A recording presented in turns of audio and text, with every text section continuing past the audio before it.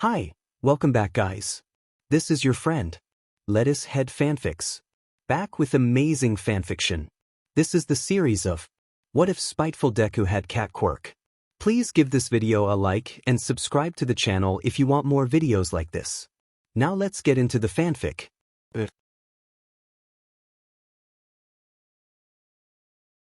Izuku was born with his quirk. He's seen the photos and listened to his mom and auntie go on and on about how absolutely adorable he was, with little ears and a long tail, but honestly he disagrees. Cats are born with fur, but humans definitely aren't. His head had looked wrong, normal human ears replaced with unsettling patches of skin, and instead, 2 cat ears were placed on top. His tail looked even worse. A cat's tail is an extension of its spine, and a long growth stretching out from behind him, hairless and bony, was horrifying. Not cute. Izuku really would have preferred it stayed that way. When people thought he was cute or anything of the sort, it was like he lost all rights as a human. People got up in his face, touched him without permission, and cooed over the softness of his fur or the toe beans on his fingertips, pressing into his palm pads. They babied him because, oh, he's just such a cute little kitty, surely he couldn't mind. As if he remembers a time when he and Katsuki were friends. Days when going to visit Aunt Mitsuki and Uncle Masaru weren't days he dreaded. Times when the two boys could play heroes for hours on end, weaving through the legs of their parents as they ran on their fantastical adventures. The hours upon hours of laughter. Days when Katsuki wasn't just Katsuki, but Kaken. Sometimes he would find himself stumbling over the boy's name in his head, having to correct himself with a hiss. Though he's never made that mistake out loud, thank the gods for that. No, the distinction between the Kaken from his mind and Bakugo Katsuki wasn't hard to make. Kaken protected those weaker than himself, built them up and encouraged them to get stronger. Katsuki might as well have been a villain. He can't remember when exactly it happened. Couldn't pinpoint that cutoff where Kaken had become Katsuki. He believed it happened around when the blonde got his own quirk. That was about the time the adults and other kids began to see him as something small, cute, and to be protected. Kaken started to be more interested in proving his strength than helping others. He began to act like Izuku was a pet cat who would follow him through hell and back. Something to be protected. Something that was his. At first, Izuku took it as his friend just being a bit more protective. He let the explosive boy pet his ears. He let him insist on walking in front of him. He let him tell the other children to stay away from his Izuken. But he had to stop when Katsuki tried to tell him he wasn't allowed to be a hero. They had been at Katsuki's house, playing Superhero Smash when the boy had said it, nonchalantly as if he hadn't just said something so utterly revolting, so absolutely heartbreaking to the boy beside him. What the hell? Izuku had responded, his ears pressed flat against his head and his tail raised high, flicking slowly side to side. What the F? Do you mean, allowed to be a hero? It's no big deal, Izu. The blonde just tilted his head and narrowed his eyes as if Izuku had just said something stupid. You just have to wait for me at home and cheer me on. I'll be able to protect you easier if you aren't risking your fucking life 24/7. Izuku put down his controller. Wait for you? Izuku's voice was barely above a whisper. Katsuki looked confused but then grinned as if he had realized why Izuku was upset. What? Is it about the money?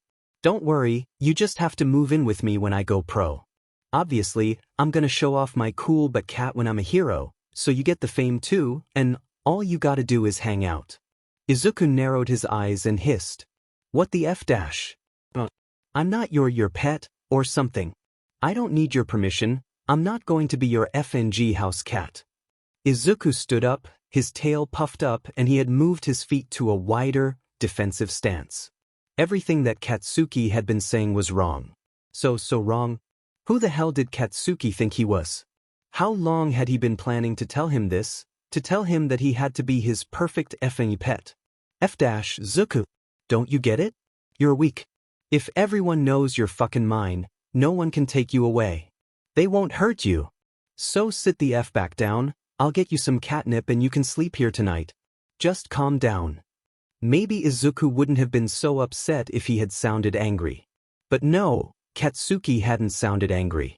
He hadn't yelled like he normally would, hadn't even popped explosions in his palms to convince him to sit. He had seemed concerned. As if he genuinely believed Izuku was fragile. He believed Izuku was weak. He believed Izuku was a right of his. Something cute to own. Like a pet. Izuku hadn't answered after that. He hissed at the boy, extending his claws and slowly backed away, before breaking into a sprint and leaving the house. That day really effed with him. He wasn't the same after that. Present-day Izuku was a lot more guarded. That interaction with Katsuki had happened in their last year of elementary school, and going forward from it he had decided to prove the blonde wrong. Izuku was not weak. He was a lot more guarded on the inside. The outside? Well, Izuku Midoriya had just found out how being cute makes people underestimate you. It makes them less wary, it makes them want to spoil you. So, he took advantage of that. He took his already cutesy interests and hobbies and played them up to create a persona for himself, one that let him slide under others' radars while he made himself stronger, and got ready to prove to everyone that cute did not mean weak. In reality, he had become cold. He got what he wanted. All he had to do was ask, and it was given. And he was so tired. When he was a hero, he was going to prove to everyone how you look doesn't matter.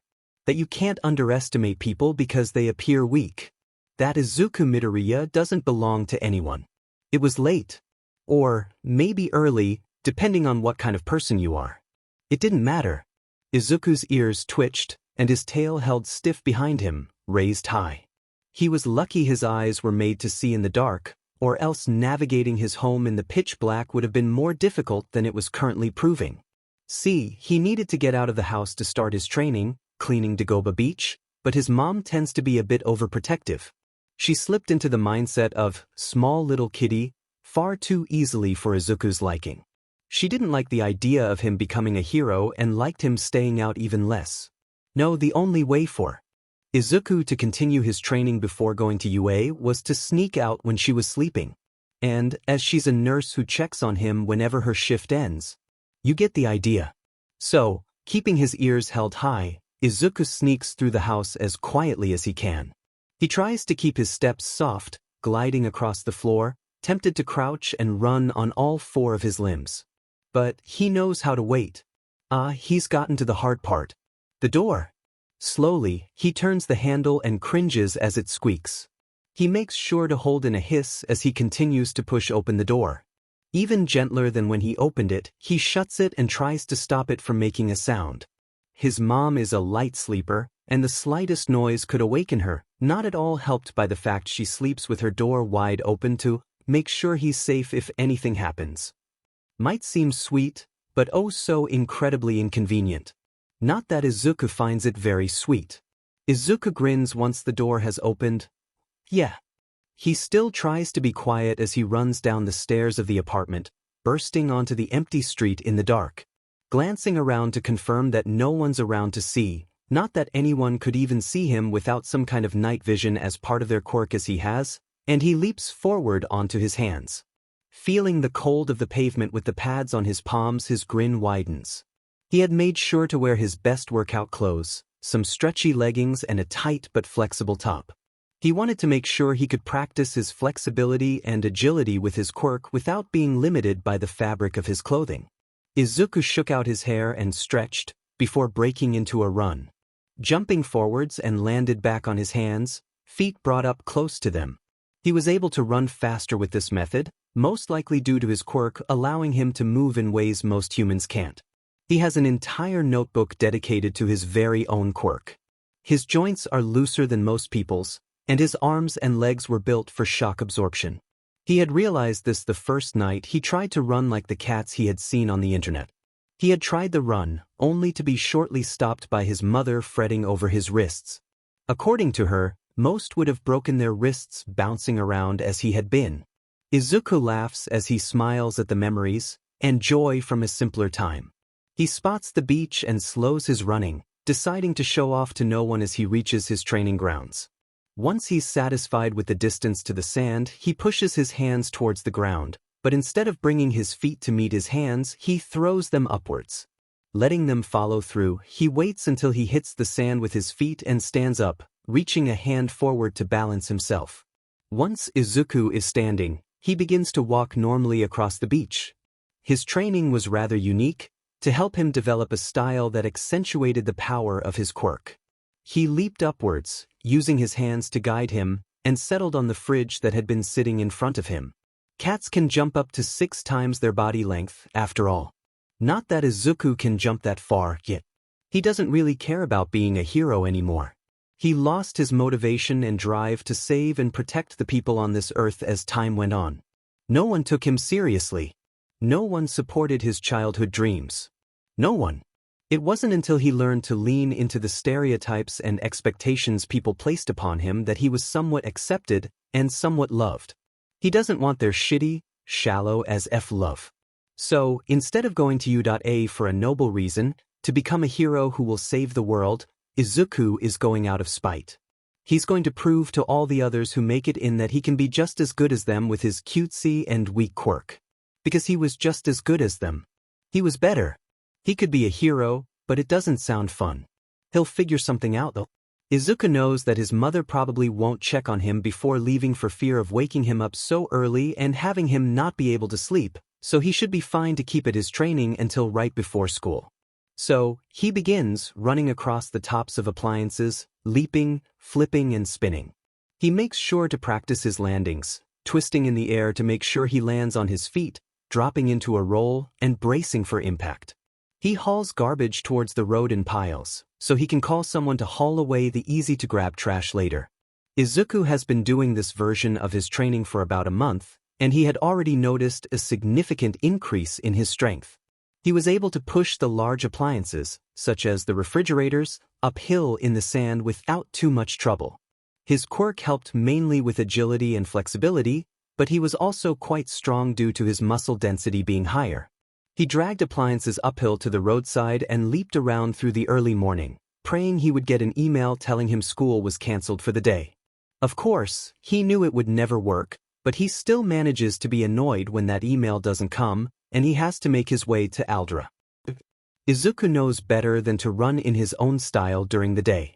He knew people would dislike that more cat-like feature. He thinks that's stupid. They preen and ah at the traits that they like, but shun and sneer when he does anything that isn't normal or cute. He basks in sunbeam or purrs contentedly, and everyone loves him. He hisses in annoyance or catches a mouse. They complain or call him gross.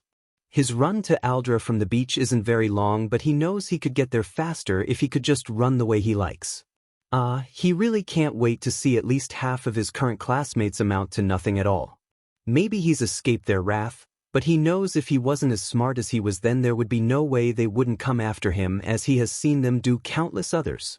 He doesn't like people very much, and he probably wouldn't give a shit, but it had to do with quirk discrimination. He hates quirk discrimination. People shouldn't look down on others for shit like what kind of quirk they have. Do that for a better reason, for their annoying personalities or the ugly but way they dress like he does. Not that he dresses much better some days.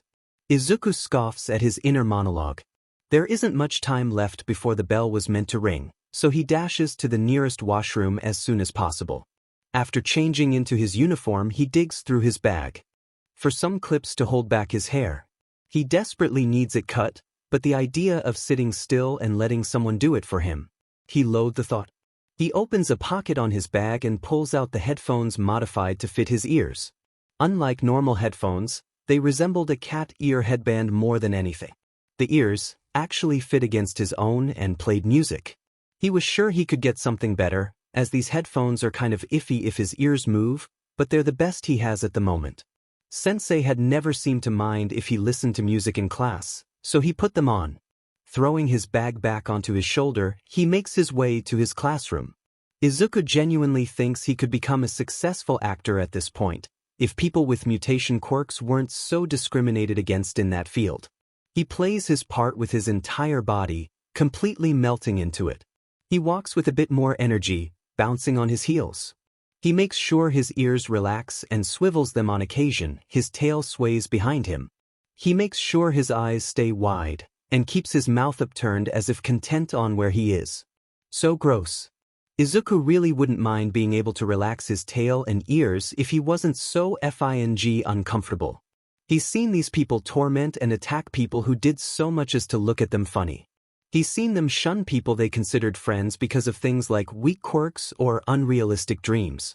He feels like he has the right to want to raise his ears to alert, to keep his eyes sharp, to hold his tail for balance while he slashes into these quirkest pieces of sheet. But he can't. Not yet. Not yet, not while he's waiting to do so much worse. Not when he's so close to freedom from this hell of an existence. All he has to do is wait. It shouldn't be so hard. He knows he can act however he wants it He knows that acting how he wants there won't ruin his chances of revenge as it would here. The teachers there won't ruin his grades or his chances for success just because he's a little on guard. They couldn't. They won't. He knows it, he knows it, he knows. He knows he should probably open the door to his classroom before he starts weirding people out by standing in front of it for so long. So, Izuku pushes open the door and continues his bounce walk into his seat. He drops his facade for a split second when he walks past Katsuki and flicks his tail towards his desk. His smile comes back as soon as he hears the blonde's pen hit the floor. Yeah, Izuku doesn't really give a f if he seems like a bully when it comes to catch. God damn it. It's FNG Katsuki. He really needs to get better at that. Midori-kun. Izuku turned at the sound of Karami whisper. Wanna come over to my place with Shiraishi-chan after school? Mom said we could test food dye in my hair. Izuku blinked and eyed the girl's hair, or more accurately, water, floated and swirled around her shoulders. The prospect of watching dye disperse through it all was interesting, but... Sorry, Karami-san. My mom wants to have a day together today. The girl herself was oh so incredibly boring. Really, if it wasn't obvious she either wanted something or was just interested in how he looked, he might have gone. Possibly. Maybe. Well, probably not, but still. There would have been at least a possibility that was ruined by her own dullness. He shot her an apologetic smile, and she giggled with a shake of her head. She gave him a thumbs up as if to tell him that was okay. So Izuku turned back to the lesson and cranked up his headphones higher to drown out any other annoying distractions. Katsuki was so sad. Izuku was still mad at him for his suggestion years ago. How was he supposed to know that would make him so angry? And now Izuku won't even talk to him. It's even worse than that, because he seems to have let everyone know that he doesn't like him. Now no one, not even that fucker Tsubasa, even tries to interact with him. As fucking if that's right. He should have these extras groveling at his goddamn feet because he's so much better, but instead they all follow after his Izuku like kittens to their mom. They don't understand that Aizu just needs some time, that when he doesn't get into you, he'll come running back to Katsuki. And Katsuki'll be waiting with open arms. One day Izuku will realize he only needs Katsuki. That he doesn't need to chase those dreams of his because Katsuki's are so much better for him. His Izuku is just stubborn. It's annoying how he doesn't know his rightful place, following behind Katsuki. He'll realize his mistake, and one day he'll laugh with Katsuki about the times where he tried so hard to be mean to him. But Katsuki knows he doesn't mean it. He knows that Izuku is just being stubborn, that really he wants to go back to Katsuki. He knows. So, Katsuki stares at the pen by his shoe and carefully lifts it from the ground.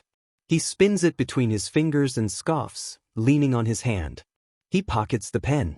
As Izuku twirled his pen between his fingers, he reveled in the rhythm of it. Drop, swoosh, up, repeat. School always SED, but this day in particular had been especially annoying for the boy.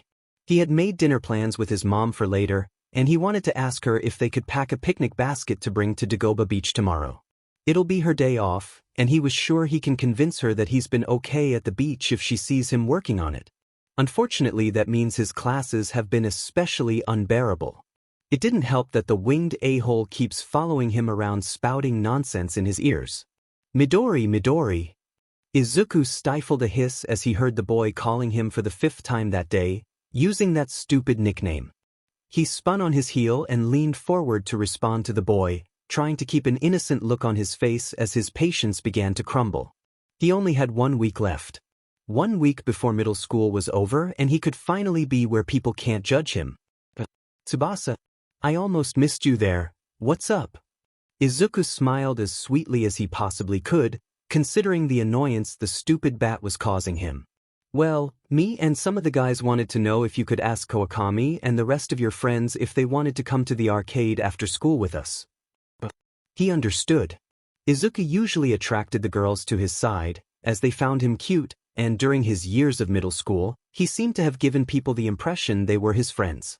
So Izuku tilted his head and waited for Bat Boy to continue his little rant.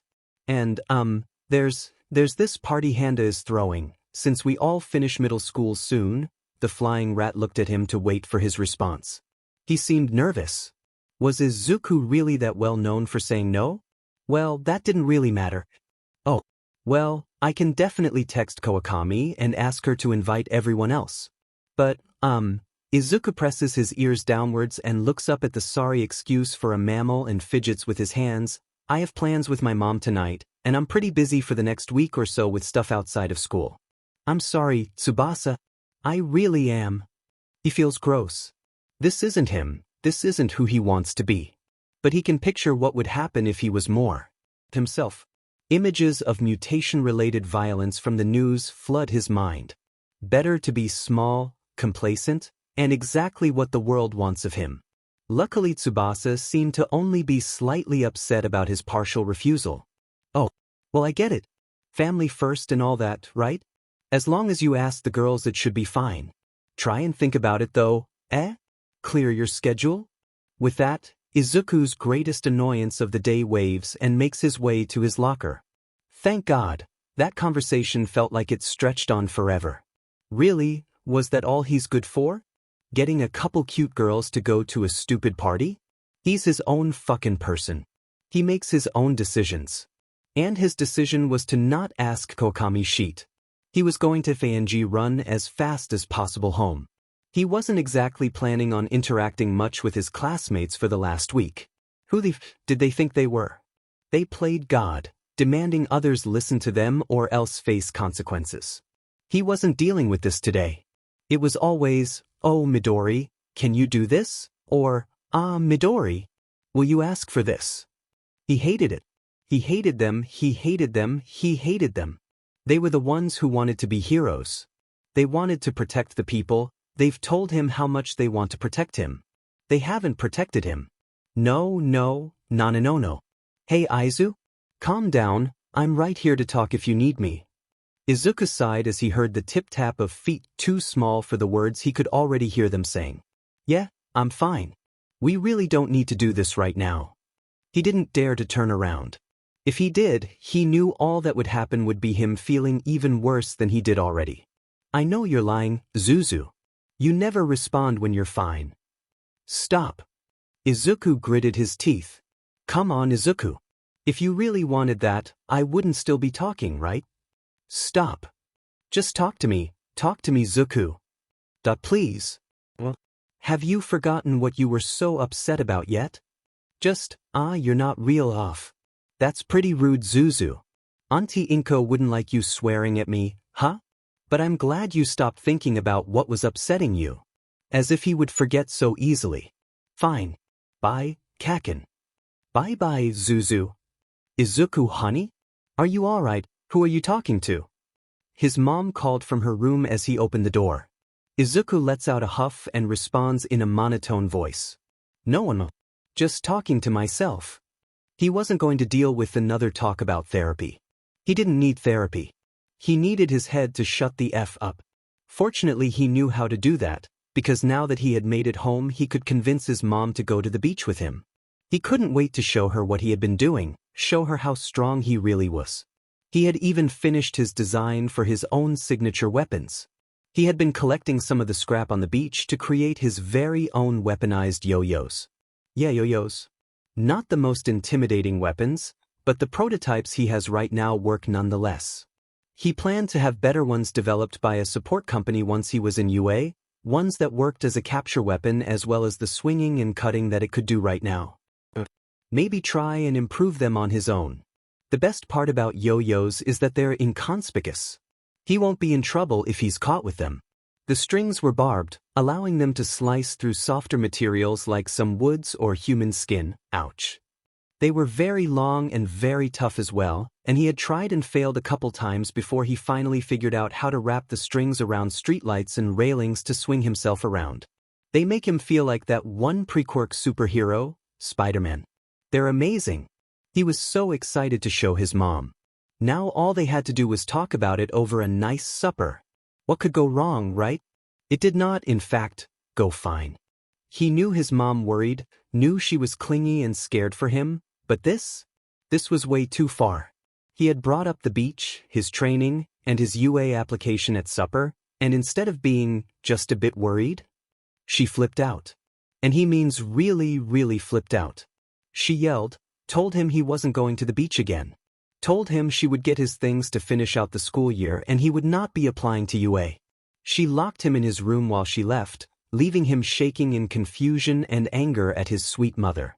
He had been so confused. Why was she doing this? Did she really think he was that weak? His heart had been pounding in his chest, his entire body shook. He hated this. He had to leave. He couldn't stay with her anymore. The fur on his ears stood up and he was so afraid. He felt like a possession rather than a son. The toy a pet. Not a child to be loved, cherished and supported. He felt like property. Of course she had apologized for yelling when she came back. Told him he had scared her, that he wasn't to joke like that again. But she didn't go back on her word. She kept him caged up in his room, fretting and complaining whenever he asked so much as to go to the bathroom.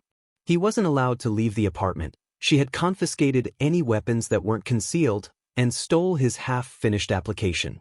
But worst of all, she took his notebooks. She took them, all but the most recent one he had hidden in his pillowcase. She told him he wouldn't need them. That since he was just going to stay with her, why would he need them? Her baby, poring over those stupid books, why won't that just ruin his sleep? He had wanted to scream. So he had wept as he fell asleep that night. He mourned the woman he loved as his mother, knowing that with this she was dead to him. He could never see her in the same light. She would never see him as a person, only ever as her defenseless baby.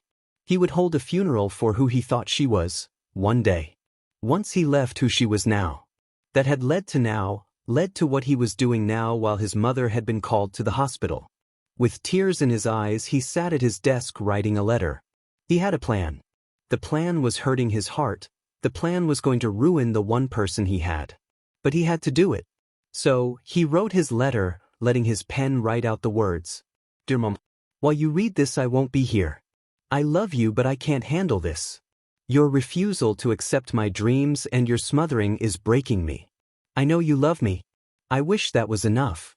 Don't try to send the police out looking for me, because by the time you read this letter you won't have any right to me.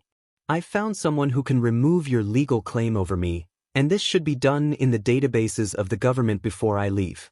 Please know that I love you. Izuku. Yeah, it's choppy. It's to the point, it's informative, robotic. But it's all he can manage at this point. The part about him being legally free is true too. At some point before he was born, Japan had adopted some of the emancipation laws of other countries. If it was in a minor's best interest and they were over 14 years of age, they could file for emancipation. He was lucky he didn't need his mother's permission for it. While he technically didn't go the legal route, if any judge, school, or job sees the emancipation on his file like it will be, he won't be questioned on it. He's lucky the Hero Commission basically squashed the government as it is right now. If the government actually had enough funding and time to care about one random kid emancipating himself, he would have no shot. He looked for days to find someone to help him. Eventually he was led to a weapons and information dealer, Jiren. By getting in contact, he was connected with someone to do the job he needed. His letter is done. Izuku grimaces and wipes his tears, checking his email for a message from the man who he paid to get the whole thing through. It was done. Izuku Midoriya was now legally just Izuku. He probably needed to figure out a last name, huh? He shakes his head and walks over to his window. Once again he purses his lips. He hates all of this. Just yesterday he planned to finish the year, to take his mom and show her his training. But she ruined it. So now, with all his money, a change of clothes, his laptop and his notebook shoved into his old school bag, he stands and stares at the window. His hands grip the chair he has in them, his knuckles turn white as he lifts. The sound of glass smashing echoes in his mind as he jumps. He's numb to the cuts that begin to litter his arms and face. He barely feels the pain as he hits the ground with a thud, in a crouch. Izuku's breath is heavy.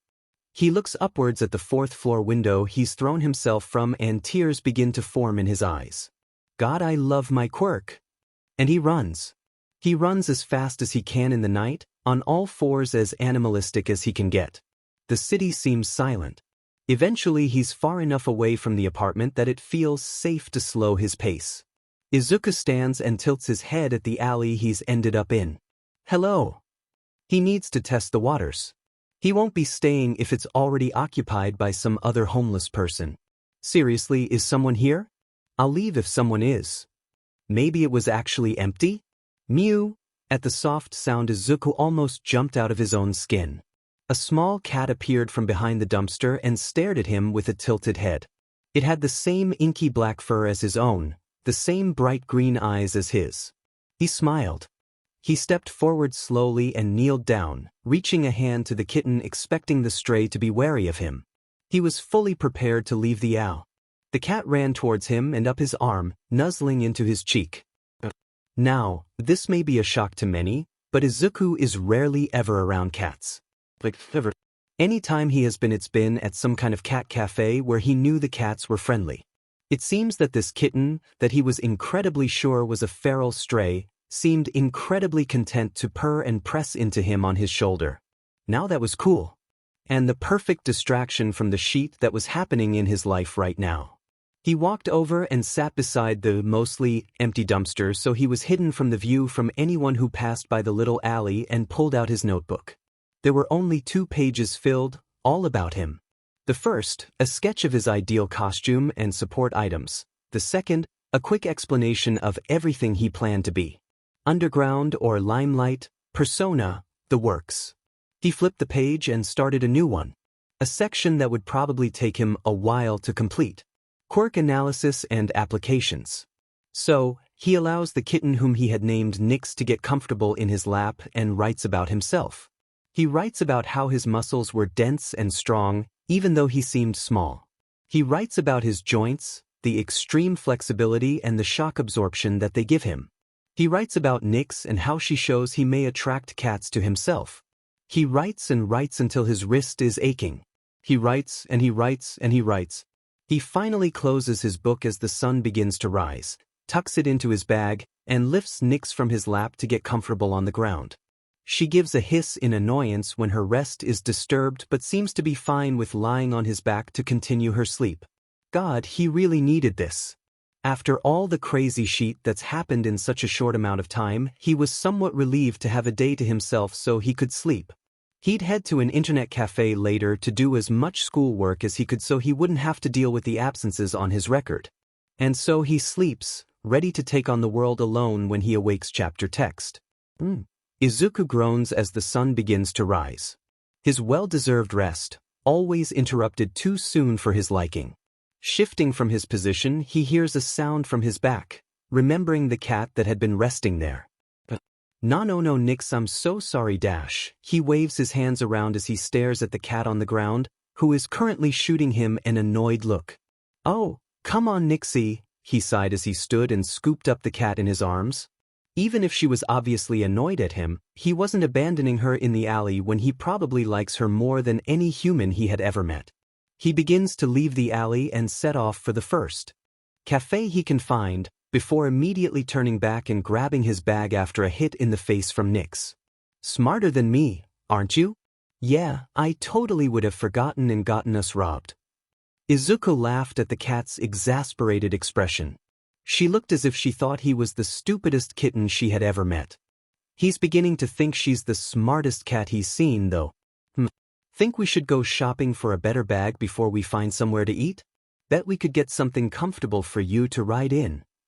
Well, also, he really needed something a bit better than a ratty old backpack if he was going to keep literally everything he owns in it.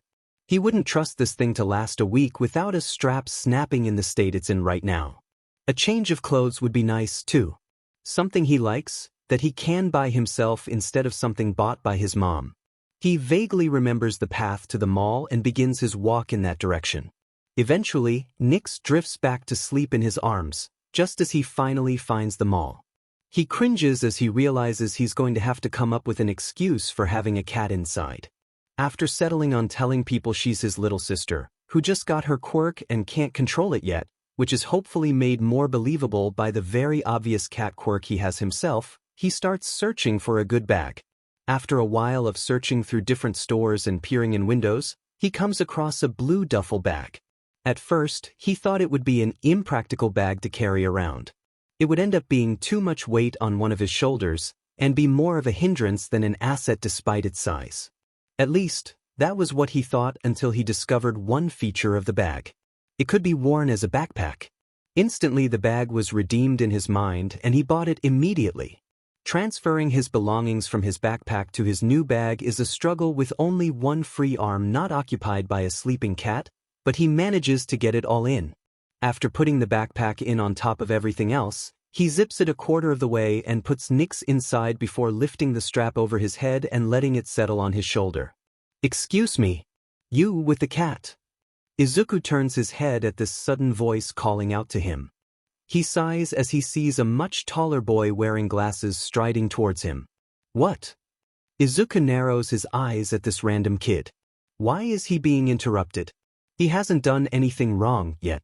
"I do not think animals are permitted in the mall." The tall a-hole had the audacity to scold him, waving his arms as if he was intimidating him or something. "Do you always run up to strangers you know nothing about to tell them off?" Izuku stares at the blue-haired boy like he's an idiot. What is this dude thinking? Like, Izuku expected for a store employee or some random old person to try and tell him off. That's what his plan was for. But this? This was some kid his age trying to show off how superior his amazing morals are. That's stupid, and he isn't going to even try and be polite. The boy in front of him sputters a bit at being called out. Izuku takes it as a chance to continue. "And, seriously, before you charged up to me, did you not take the time to think? That boy has a very obvious cat mutation. Maybe, just maybe, that has something to do with the cat he's carrying around." Izuku hisses at the boy who is starting to look more offended than surprised. "Well, the boy starts but is promptly cut off by a hiss from Izuku. "No. I don't expect you to say anything smart, as dumb as you obviously are, so I'll explain and get on with my day, got it?" The skyscraper kid is glaring at him now. Must not like being called out like that. This isn't a cat. My little sister just got her quirk and she doesn't really know how to control it yet. She pops between being a cat and being a kid at random. Izuku glares at the boy in front of him. His excuse is absolute bullshit, but it's pretty believable all things considered. He probably shouldn't lie. But, well, this dude is pissing him off. Who starts scolding people they've never met? He's not a child. Honestly, even if he was, it's just plain rude and entitled. I see. I apologize for my rudeness, however and oh god, he was going to try and tell Izuku off again for being rude. Nope. Not happening. No fing way. So, as the boy began what was surely supposed to be a long-winded speech on manners, Izuku held his bag tightly so as to not disturb the cat sleeping inside, and bolted. He heard a yell of, "Hey!" from the stuck-up rich kid he had been talking to just moments before and giggles. As he slows down, that giggle grows into full-fledged laughter. He notices some people slow down and stare. He watched people whisper to their friends and redirect their kids. He doesn't care. A break. That was what that was. He finally was able to relax. To have fun, to tell off an annoying hero wannabe. Oh god, he was so relieved. "Zukuin? Shit. I think you're scaring people." Izuku sighed as his laughter was cut short by the stupid voice of a boy he knows he'll never see. That was short-lived. "Oh, is that Nix? She's cute." Kachin's voice was so clear. Izuku ignored it and started walking to look for the next store he wanted to visit. He was excited to buy something cute, and he wasn't going to let some stupid voice ruin his fun. "Aw, come on, I missed you. Don't you miss me? The dresses in that window are cute. He wonders if they have any in red. You can talk to me about everything that's happened, Zuzu.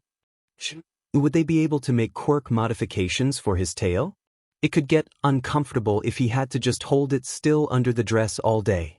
Come to the silent treatment, really? Sensei told us it was rude to ignore each other. Oh, they have a sign about Quirk mods? That dress is cute. Are you going to buy it? Is it expensive? They have different versions in the back for animal mutations. And it's cheap too. He should still have enough for a couple light meals. Fine, I'll go. The voice of his old friend grumbles as it finally decides to admit defeat. Izuku hums as he wastes a bit of his precious money. He knows he should be saving these funds, buying only what's necessary, not frilly red dresses, but he couldn't help himself. He needed to do something by himself. Buy something comfortable that wouldn't always fit slightly off. Something that he felt nice about. Something that he wasn't given by his mother. Maybe should buy some flowers to make a grave for who she was. Hello. How can we help you today? The girl at the counter smiles at him brightly. Ah, that's a nice choice. Are you buying a dress for your girlfriend? Izuku cringes. It's about to get really awkward. Would you be able to grab me this size with Quirk accommodations for a tail? Izuku awkwardly smiled at the girl, who had gone completely pale. Oh, of course, I am so sorry. Let me go get that now. I'll be right back. Izuku sighs as the girl bows repeatedly while backing towards the door. At least she was polite about it. He felt kind of bad for her.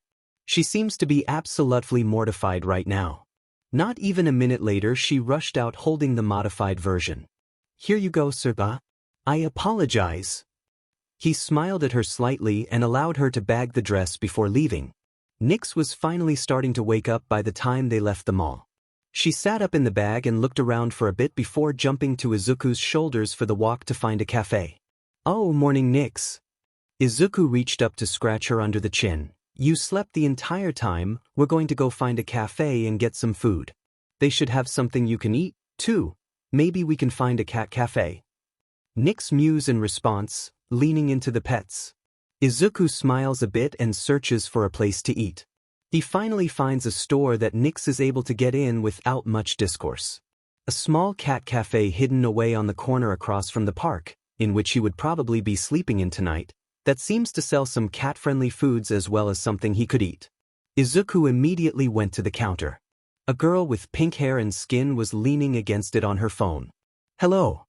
Izuku waved at the girl and watched her jump and drop her phone against the counter in surprise. Oh, sorry, no one's come in today. Guess I got kinda distracted. Izuku just blinks as she checks her phone for any cracks. It's fine. Can I just get something safe for cats and a blueberry muffin? Izuku was too tired to deal with more bullshit today. He wasn't even going to pretend he cared about her excuse. What would it matter to him that she was on her phone? He probably would be too. Of course. She grabbed a muffin from behind the glass and reached up for a can of wet cat food on a shelf behind her.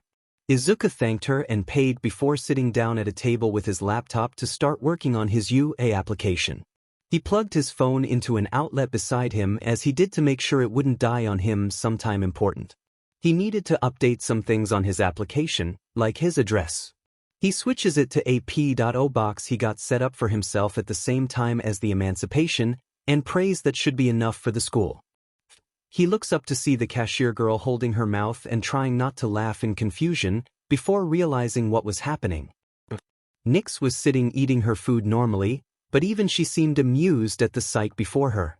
It was like every cat in the place wanted to be as close to Izuku as possible. He had been ignoring it as he worked, but a cat had climbed up to his shoulder, one was sitting directly on his head, and another was stretched across his lap. Two others were walking around and rubbing against his legs. Seems like you're popular, huh? The girl got out that little quip before bursting into laughter at the display before her.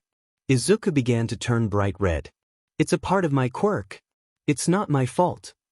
He tries to defend himself to no avail as the girl just continues to laugh. What? Oh my god, she's literally on your head dash. Whatever you say, kitty cat. Oh my god dash. It's like you're covered in catnip or something dash. Don't you dare bring out catnip dash. This is the best thing I've seen all day. I'm going to cry. She was keeled over and holding her stomach at this point. Izuku was trying, unsuccessfully, to try and get the cat on his head off. You should come back sometime. They really look like they like you. The girl was calming down now, wiping a tear from her eye as she talked. Actually, we are hiring. If you write an application right now, you'd probably get hired as soon as the owner reads it. He's not exactly picky about his employees and he pays pretty and well. Izuku considers it for a moment. Does he want to work with the girl who just spent so much time laughing her butt off at his suffering? But he can get his middle school done in the night since he's not actually going, meaning he could work full-time, and if it pays well maybe he can even get an apartment for himself instead of having to put a P.O. box as his address. Izuku sighs in defeat as he gives up on his attempts to get the cat off. My name's. Well, it's Izuku.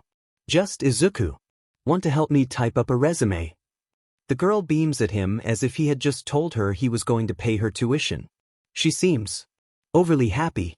Usually, Izuku would be wary of someone like this.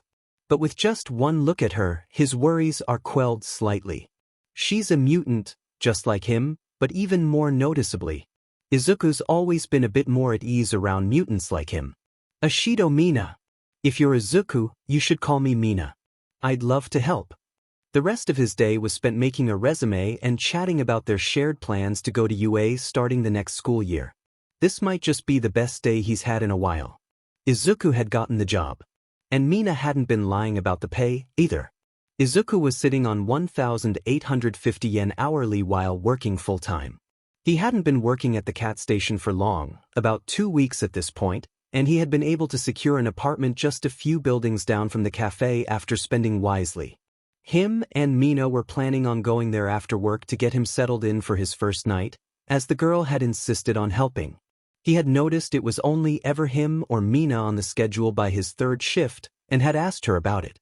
Apparently that was why the owner was so desperate for someone new. He had needed to fire the only other employee about a week before Izuku had started, and Mina could only work after school.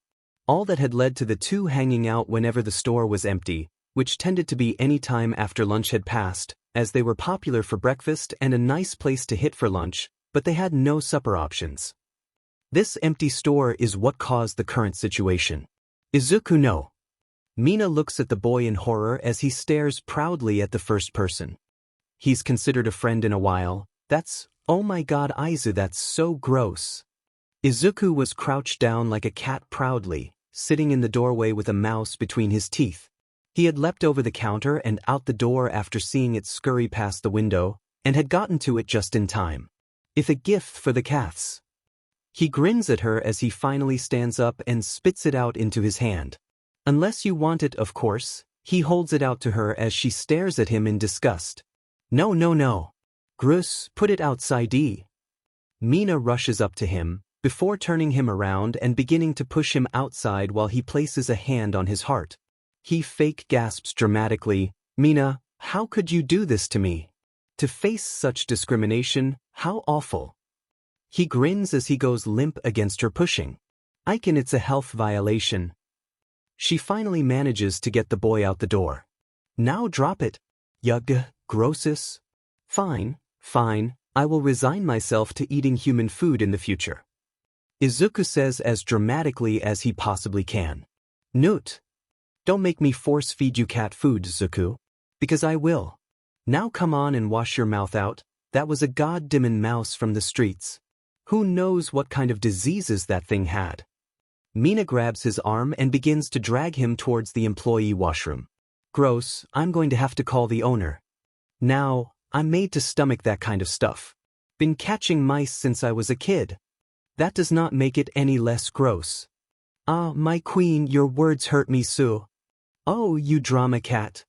Mina shoved him into the washroom. I'm going to watch the counter. Feed the cats when you finish. Fine. My talents and skill go unappreciated here, I see. Izuku washes his mouth out as Mina demands and then goes to grab the bag of food for the cats. As he pours it out into their bowls, he spots someone walking up to their door. And holy shit, did he look tired. And familiar. Mina. I'm going back into the kitchen to make a new pot of coffee. He calls out as he makes his way behind the counter. Why would you? Oh. She gives him a thumbs up when she hears the bell ring and sees the tired-looking man walk in. Welcome. You came in at the right time. My coworker just went to brew some fresh coffee, if you'd like some. Mina gives the stranger a smile. He looked as if he had been up all night and was slightly scary looking, but they were used to a whole lot of interesting customers because of their location. Yes, please. 3 large to-go cups and 1 cup to sit in. The man gave a huff. He seemed like he'd been working for hours. Of course. Mina grabs the to-go cups from the shelf after taking his money and disappears into the kitchen with Izuku, emerging quickly with the coffee. Izuku followed her out. I just fed the cats, but if you give him anything to eat you'll be their best friend. Izuku smiles, customer service worthy. He has a feeling this guy likes cats. The man's eyes flicker from Izuku's ears, back to his eyes. The familiar man grunts in response and Izuku raises his eyebrows. Odd response. Who's the one on the display case? The man points over at Nyx. She's mine. She doesn't really like most people, but she comes with me everywhere and my boss doesn't care. Izuku looks at the man somewhat wearily. People usually don't ask about Nyx, content to play with the other, friendlier cats. She's pretty smart. She has some kind of intelligence quirk. Nyx nods her head at him in agreement. The man just goes back to his coffee and petting Midnight, who had jumped up onto her lap. What are their names? His voice was monotone and freaking Izuku out. The one you're petting is Miss Midnight, she's the friendliest, and that one by the window is Mike, he showed up yesterday and kinda just stuck around. The others were named by Mina and the owner, so they aren't really hero-themed, but that one's Disco and he's Milk. Izuku points out the last 2 cats to the man. I see. Who named Miss Midnight and Mike then? Oh, I named Mike. We had Present Mix show on for background noise when he showed up. Miss Midnight got her name because the actual Midnight shows up here pretty often, I guess. It's pretty cool. The man seems amused by that little fact. God damn it, Nem, keeping the good coffee from me, he mumbles quietly to himself. Izuku and Mina give each other a look. Crazy person, or just weird? Izuku shrugs. At least he seems fine enough. The man seemed like he was done with the conversation, so Izuku stepped back behind the counter with Mina, who had begun scrolling on her phone. Hey! The customer walked up to him and Mina after 5 minutes had passed. Would you be able to put a pot on around this time for the next couple of days? Oh sure. Thank you for coming, mister. Mina looked up at him for a second, searching his eyes and trying to remember if he already gave a name. Eraserhead.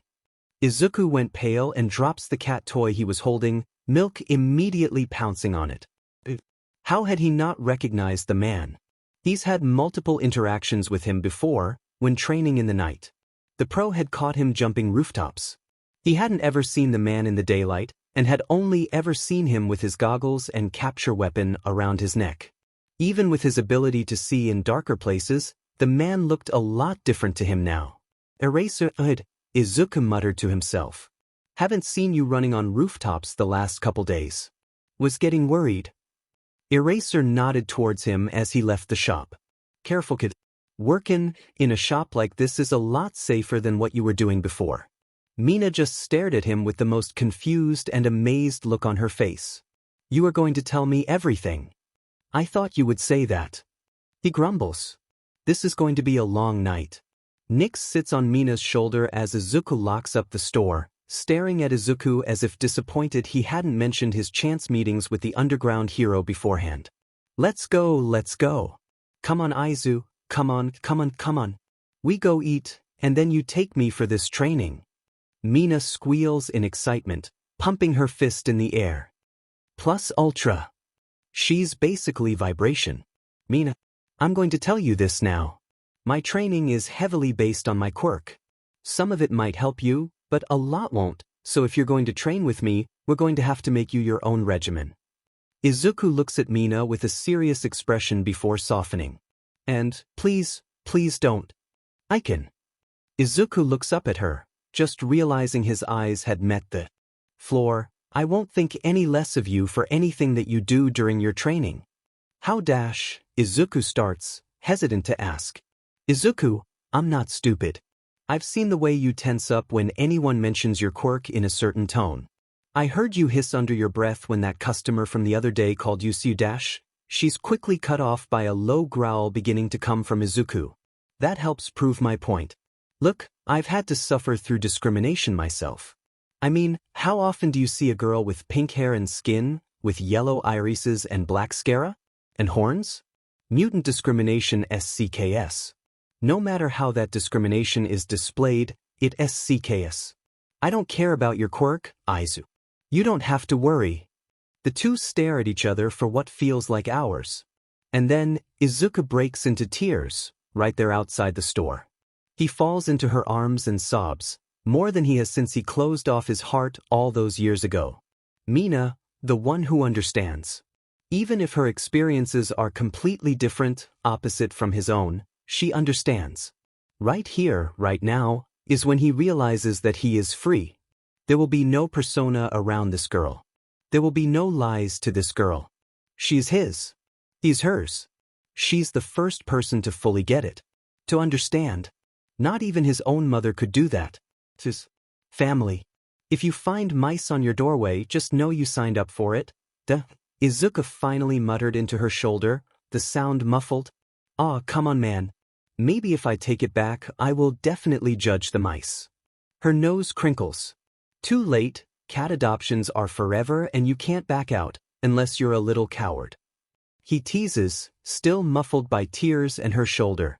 Well sheet. She sounds more fond than upset. This is awesome. How the hell did you convince your parents to let you move out so early? Mina asks as she flops backwards onto one of the beanbags Izuku had bought to use as a replacement for a couch. Mine would freak. Me, I have no furniture except for 2 beanbags and a kotatsu I blew a bunch of money on. Like, I don't even have a bed, or any real dishes. Not awesome. Izuku raises an eyebrow at the girl's statement, ignoring the question about his parents. Denny, I feared. Still awesome, we're barely still didn't answer my question though. No parents to convince. Mina freezes. Oh, God, Zuku, I'm sorry, I didn't mean to dash. No, it's fine. I don't remember my dad at all. He left when I was just a baby because, you know, the ears. He was pretty sure my mom cheated. Jury's still out on that one. Izuku smiles, and I kind of disowned my mom? First of all, your dad was sheet, second of all, how the F do you disown a parent? Mina pokes him in the nose, her face scrunched up in confusion. My mom was like the rest. I managed to get myself emancipated, so basically I'm an adult in the eyes of the law, when it comes to providing for myself at least. He says, awkward. Oh. And that was all he needed to say. Wait. Oh shit. Izuku. She's figured it out. Where the F did you stay before you got the apartment? She points accusingly, eyes wide. Izuku blinked at her and pressed his ears down against his head. If I jump out of the window, can I escape this? His tail lashes a few times. He was hoping to avoid this question. I will melt your precious kotatsu, Nyazuku. Mina's eyes narrowed at the boy, and she slammed her hands down on his most prized possession as if to give her threat more merit. Wouldn't dare. Mina's forearms began to slowly start producing acid. I fold, you win. Spare my makeshift bed. Izuku ran to his kitchen and threw the tea towel Mina had gifted him at her head. He was so glad she brought him acid-proof gifts. One day you'll learn, Mr. Midoriya, that I always win. Mina grins in victory as she wipes the acid off of her arms. She carefully folds the towel so no acid is on the outside, and places it in the laundry basket Izuku had appropriately labeled the acid accidents and more basket, so Izuku knows to wash it separately from his nice clothing. I may or not have met you the day after I completed my emancipation runaway. Mina's eyes narrow once more. And I may have slept in an alleyway behind a dumpster. Nyx mewed while nodding from her spot on top of the mini fridge Izuku bought as a placeholder for a regular one. After that, the park across from the cafe. Or sometimes the roof. Holy shit. There was a long pause. Hey, You know, you live closer to you today than I do, Mina slowly gets out. Yeah, Izuku's incredibly confused. And you have 3 bedrooms? She looks him in the eyes without blinking. You mean? If we both get in and my parents say yes, she says, staring. Izuku begins to grin along with her. You know, cutting the rent in half and being able to buy some furniture sounds pretty fucking nice. Mina's smile widened. So do we have a deal? I think we do. That is, if my mom and dad don't faint when I ask. They continue to sit comfortably in their now, hopefully, shared apartment when Mina comes to a realization. Hey, Izuku, why'd you rent such a nice apartment? How the hell do you afford this? Anyone could probably point out how absurd Izuku's apartment is for his situation. 3 bedrooms? He's 15. Mina, this isn't exactly the prettiest place in town. I mean, it's closer to U.A than your place, but it's also crawling with villain activity. We have a literal crowbar behind the counter in the cat station. He deadpanned. Oh, yeah, actually, that makes sense. Are you ready to change and get going? Izuku stands up from his beanbag and stretches his arms. I can check out my future room, too. Mina follows suit, shooting upwards. How confident. Izuku grabs his No, not enough, his sister's hand and takes her to the first room in the small hallway of his apartment. Izuku feels a bit giddy. He always wanted a sibling, always being told about how they'd take on the world with you. How they'd understand. None of the rooms are very big and I kind of want the one at the end, but they're pretty nice. Izuku waves his free hand around as he talks outside of the door. Why do you want the one at the end? I'm fine with any, that's just a weird choice. That one has no closet, right? She frowns. Izuku grins. The window. There's a bay window in there and looks out at a fire escape on the next building. Makes it pretty easy to lay in the windowsill or get onto the building roof. Hey, yeah, that tracks. I'll knock on your door when I'm ready. Got it. What the hell do you mean you can't make him come home? Inko slammed her hands onto the desk of the detective in front of her. Ma'am, I apologize, but if you look here, he's legally emancipated. You have no legal grounds to put out a search warrant. Tsukachi sighs at the woman. She hadn't stopped bothering him for days. The worst part is how everything she says appears to be true. Especially that which he really would rather be a lie. Oh, you don't understand. He's my baby. He's mine. He can't protect himself all alone out there. She wails, crying like she's been shot in the heart. Most of the time, this would motivate the detective to open a search for the missing person and put his med all into it. But this isn't most of the time. While his quirk may mark the woman's words as true, he knew they weren't. She genuinely believed her son belonged to her, like a possession. She believed he was weak. The words marked as true, because in her mind they were. She was so set in stone, she really thinks that her boy is some useless thing she must care for. Tsukachi, however, knew the boy was doing just fine. He had seen the boy, went to find and check on him after Midoriya-san first came to file a report in tears, despite his inability to really do anything. He was doing better than fine. Tsukachi was served by the child himself in the place he worked. He saw him laughing and joking with a girl he referred to as his sister when questioned. He learned through his investigation he had rented his own apartment. He finished all of his leftover classes with top grades on each assignment, and he seemed to be doing perfectly, graduating middle school early and all. Better than perfect, the kid seemed happy. He looked like he ate well, had the appropriate clothing, he seemed good. The woman was completely and utterly wrong. If anything, he can see why the kid left her. She seems like she doesn't have her head on right, wailing and sobbing like the boy is a lost toddler rather than a teenager. And Tsukachi really wanted her to get out of his office. Catch up, Mikan. Izuku yells out, jumping from place to place on his hands and feet across the roofs of the city with Mina tailing him close behind. Get back here, you silly cat. Mina called out to him while laughing. Izuku had made sure they were both in dark clothing, so they could hide better if needed. He had also made Mina put on a visor made for hero work to help give more protection to her identity if they were seen by villains or heroes. He could see out, but others were unable to see in. Her pink hair and skin may have been recognizable, but her eyes are what really set her apart. Izuku himself had put on the gas mask he bought himself to add to his hero costume to do the same. His hair color was definitely something that was hard to hide, but not something that made him too recognizable. In the age of quirks, some green really wasn't much.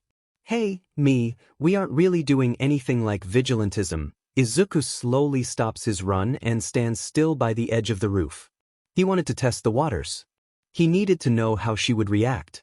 If he would have to take back his promise to his heart, to rescind his statements and fall back on his lies once more, well, technically, we could be.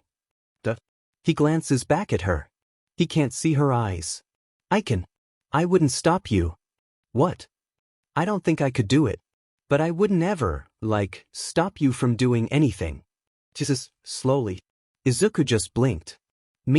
You would be arrested so effing quick if someone heard you. Izuku broke out into giggles. WK. You're the one who asked. What the F dash? Mina leans forward with a finger pointing out at the laughing boy. You're the one who would be arrested. Mina, come sit down for a bit. We've been running forever. Yeah. Mina pauses as she sits, kicking her legs over the edge of the tall building. Well, if you want to become a hero and get into UA, why entertain vigilantism? Won't you get to do all that anyway when we graduate? That's the thing, I don't know if the hero course is really what I want. I don't really care about being a hero. I just want to prove them all wrong. Izuku responds slowly as he stares into the stars. He knows Mina understands who he means by them. If I just get into UA at all, I'll feel like I've won just a bit. But as a vigilante, I can show them in person. I don't have to follow the stupid rules set out or heroes. I can win. She looks down at the street below. And for a while that's it. The two sat in silence thinking of what to say next. Well, I guess I'll just have to represent us mutants in the hero field, huh? She grinned at him and flexed an arm. What are you gonna go into, general studies?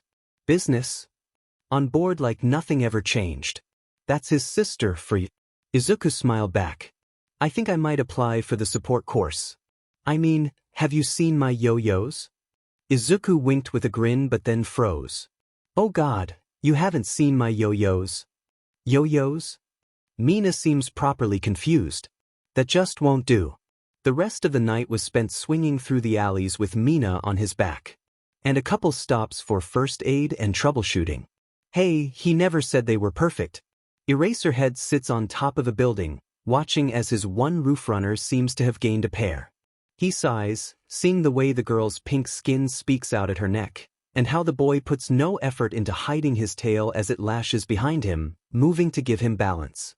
He almost steps in when they jump, but as he sees a sort of string wrap around a street lamp and swing them, he stills. DMN problem children. He grumbles to himself, sighing. He glances at them one last time. Should talk to Nedzu. Get her put in my class. Tonight, if you were looking, you'd be treated to a rare sight. Eraserhead smiles. Izuku, hurry up. We have our meeting with Mr. Adachi in 20 minutes. Mina rushed around their little apartment trying to gather up everything they needed. The owner of the cat station wanted to discuss leaving the store in Izuku and Mina's hands as he was retiring soon. Of course, he had his doubts about leaving his beloved shop to two teenagers, which is why they had set up a meeting with the man. I'm coming.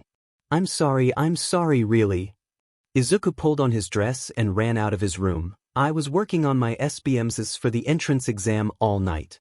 Only a couple weeks left, you know? Izuku opened the clasp and let his tail through the hole underneath. It quickly clipping it back in its place. Well, I told you to go to sleep on time, Aiken. Come on, hurry. Mina latched onto his arm and pulled him out into the hallway. Neither of the two could drive, but luckily the store wasn't too far. They ran as fast as possible to make it on time. Aiken, maybe don't run that way today. I'm sorry, but I can't keep you up. She struggled to keep up, panting and running as Izuku kept in front of her. Too fast. Ah, Finn. Izuku allowed himself to flip over onto his feet, not stopping in the progress. He smirked. But, Mina, what makes Ja think you can keep up with me normally either? Why you, Mina turned purple in the cheeks and sped up her pace to catch up with her friend. Get back here, you mangy alley cat. Startled people moved out of the way while they bounded by. Oh my! Such lively children, aren't they? An old woman chuckled as the two passed, patting her granddaughter on the shoulder lightly. You never know, Achiko, they may just be your friends in the future. Such fun. Achiko smiled at her grandmother. Oba-chan, I'll probably never see them again at all. She shook her head. Her grandma had a habit of predicting Achiko's future for her. Strangely enough, though, she hadn't been wrong yet. Say, Oba-chan, you sure you don't have some kind of secret future-telling quirk? She asks, slightly suspiciously. Her dear grandmother just smiled and shook her head with a small laugh. So sorry, Adachi, sir.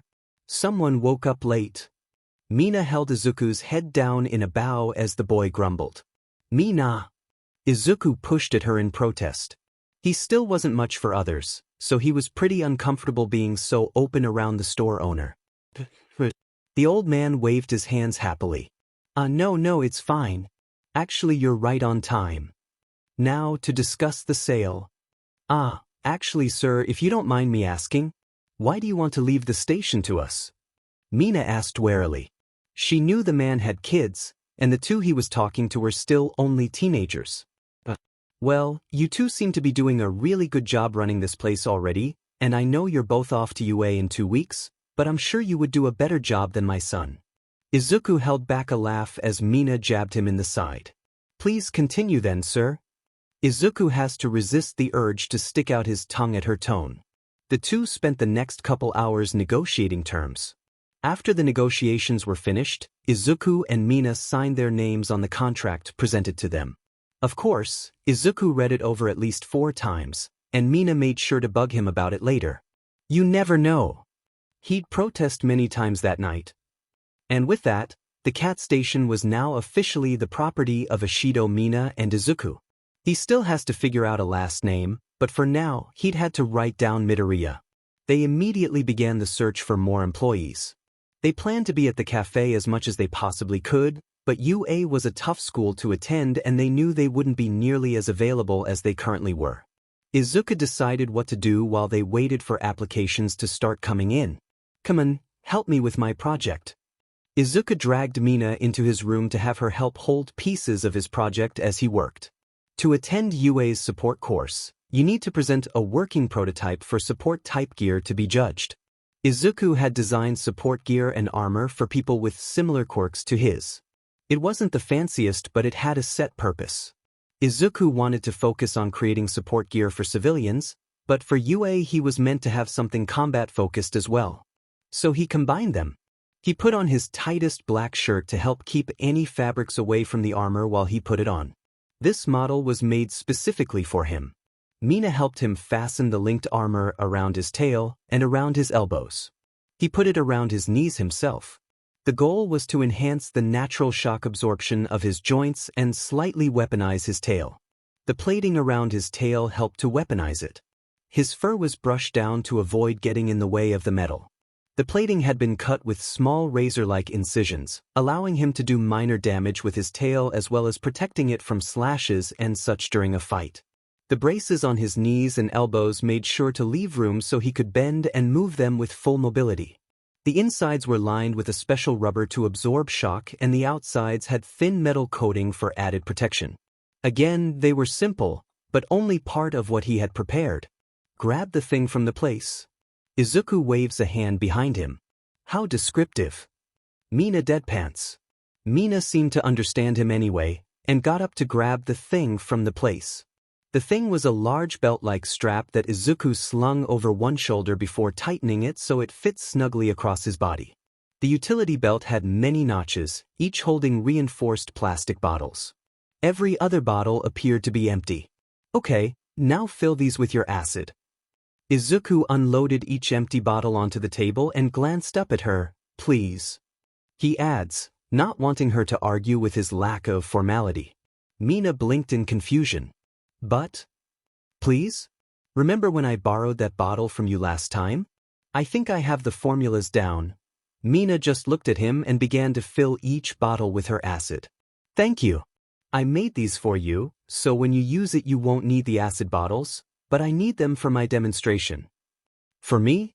Thank you, but what are they? Oh, yes, come on.